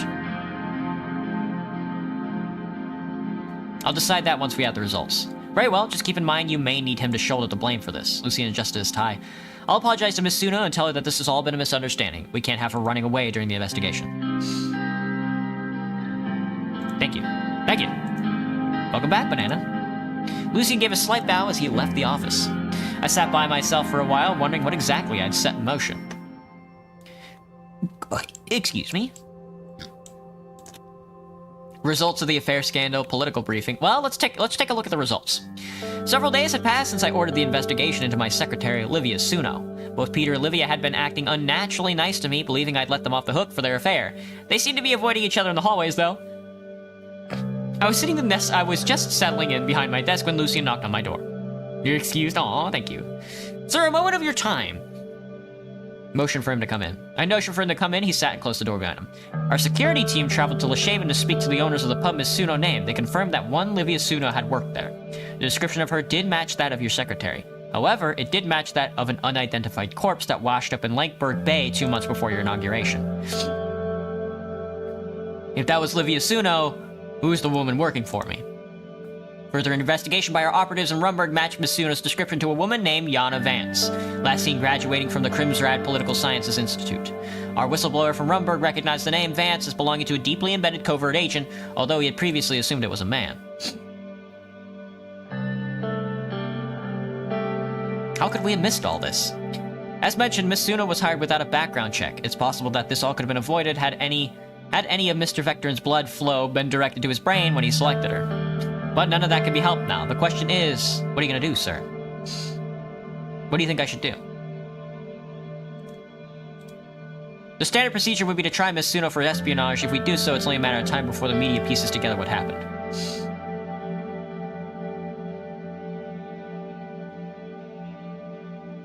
I'll look like a fool for having her under my nose this entire time. That's why you must let Mr. Vectorn take the ball.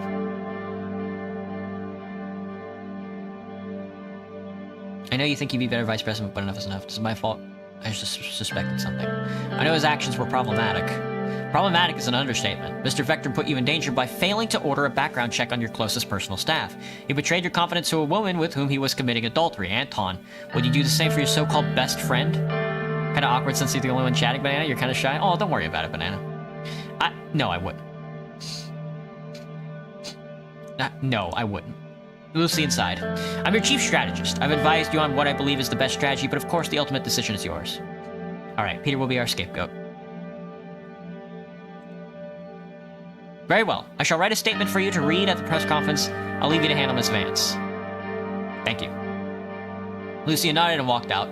I called Carl Greaser from my desk and explained the situations. After a few minutes, I rang for Livia. She entered my office. Is there something you need, Mr. President? Please, sit down. A barely perceptible flash of fear crossed her face. She sat. Why did you call me here, sir? I nodded toward my office doorway. Carl Greaser was standing there along with 2 of his guards blocking the entrance.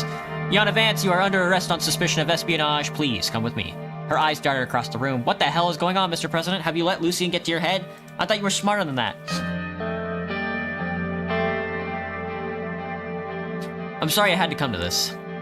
Carl's men grabbed her arms and began dragging her out. No, you can't do this to me.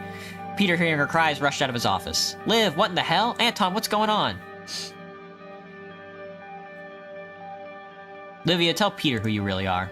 I won't say another word without a lawyer present. She looked Peter square in the eye. Except this. You're a sad old drunk and a lousy lay. Oh, Peter's impotent. No!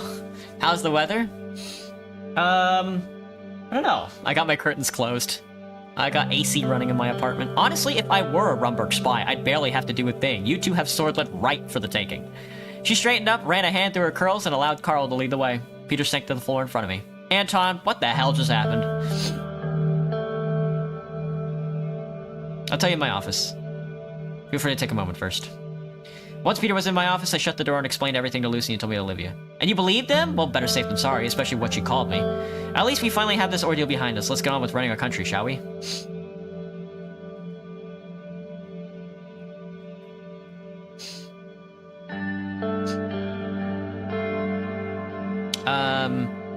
Yes, let's, but first, a drink. Actually, yeah. But first, a drink. Eagerly nodded, and thought better to shake his... No, my drunken idiocy got us in this first mess in the first place. I'm gonna be a whole new man from now on, Anton. I watched him leave. A whole new vice president. I didn't have the heart to tell Peter how right he was. Indeed. National security has been breached. This is so sad. Alright. Political briefing meeting. Well, let's take a look. Aw, thank you for the rose, Banana. I will worry about it. The morning sunlight streamed through the windows as Lucy and I entered the White Room. I sat down, Lucy remained standing. I'm afraid I won't be able to join you for the meeting today, sir. The business surrounding Olivia Suno affair is taking up all my time at the moment. He dropped a thick folder in front of me. I was hoping to go over the day's agenda with you before your cabinet members began arriving, but duty calls. Fuck. I walked out. I took a look at the folder in front of me, then at the coffee carafe in the corner of the room. I walked over and poured myself a cup. I wondered when my new secretary would start work. Internal Affairs was first on the list of items. Lilius and Nia, along with their close staff, joined me around the table. Lilius cast an eye around the room. No new secretary yet. I hope this means Miss Suno's replacement is getting an extremely thorough background check. Needless to say, such an egregious breach of security should be met with harsh consequences, but you know that already. Shall we begin? Yes, please do. Mr. President, I want to congratulate you again on your historic accomplishment for Bloods of Swordland. Thank you for your approving my plan for the revocation of the special zone.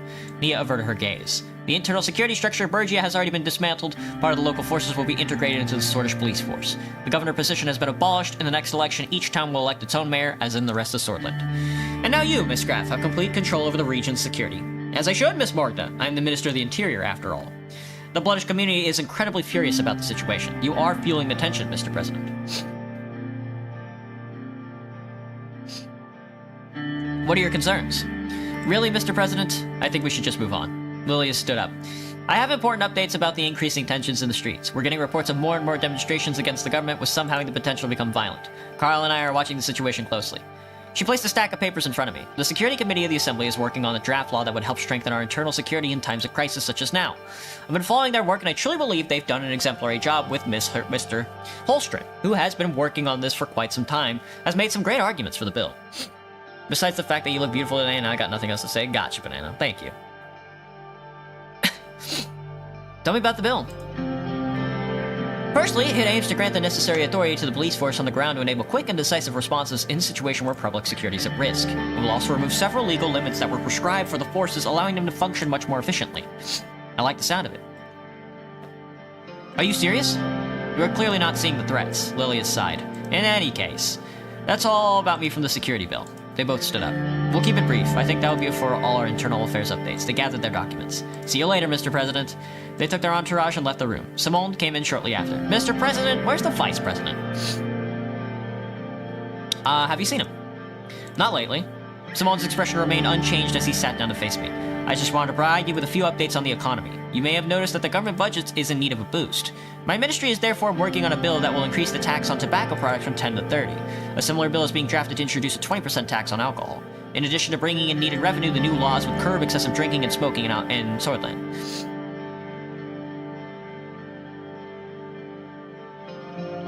Very good. Those are nasty vices anyway.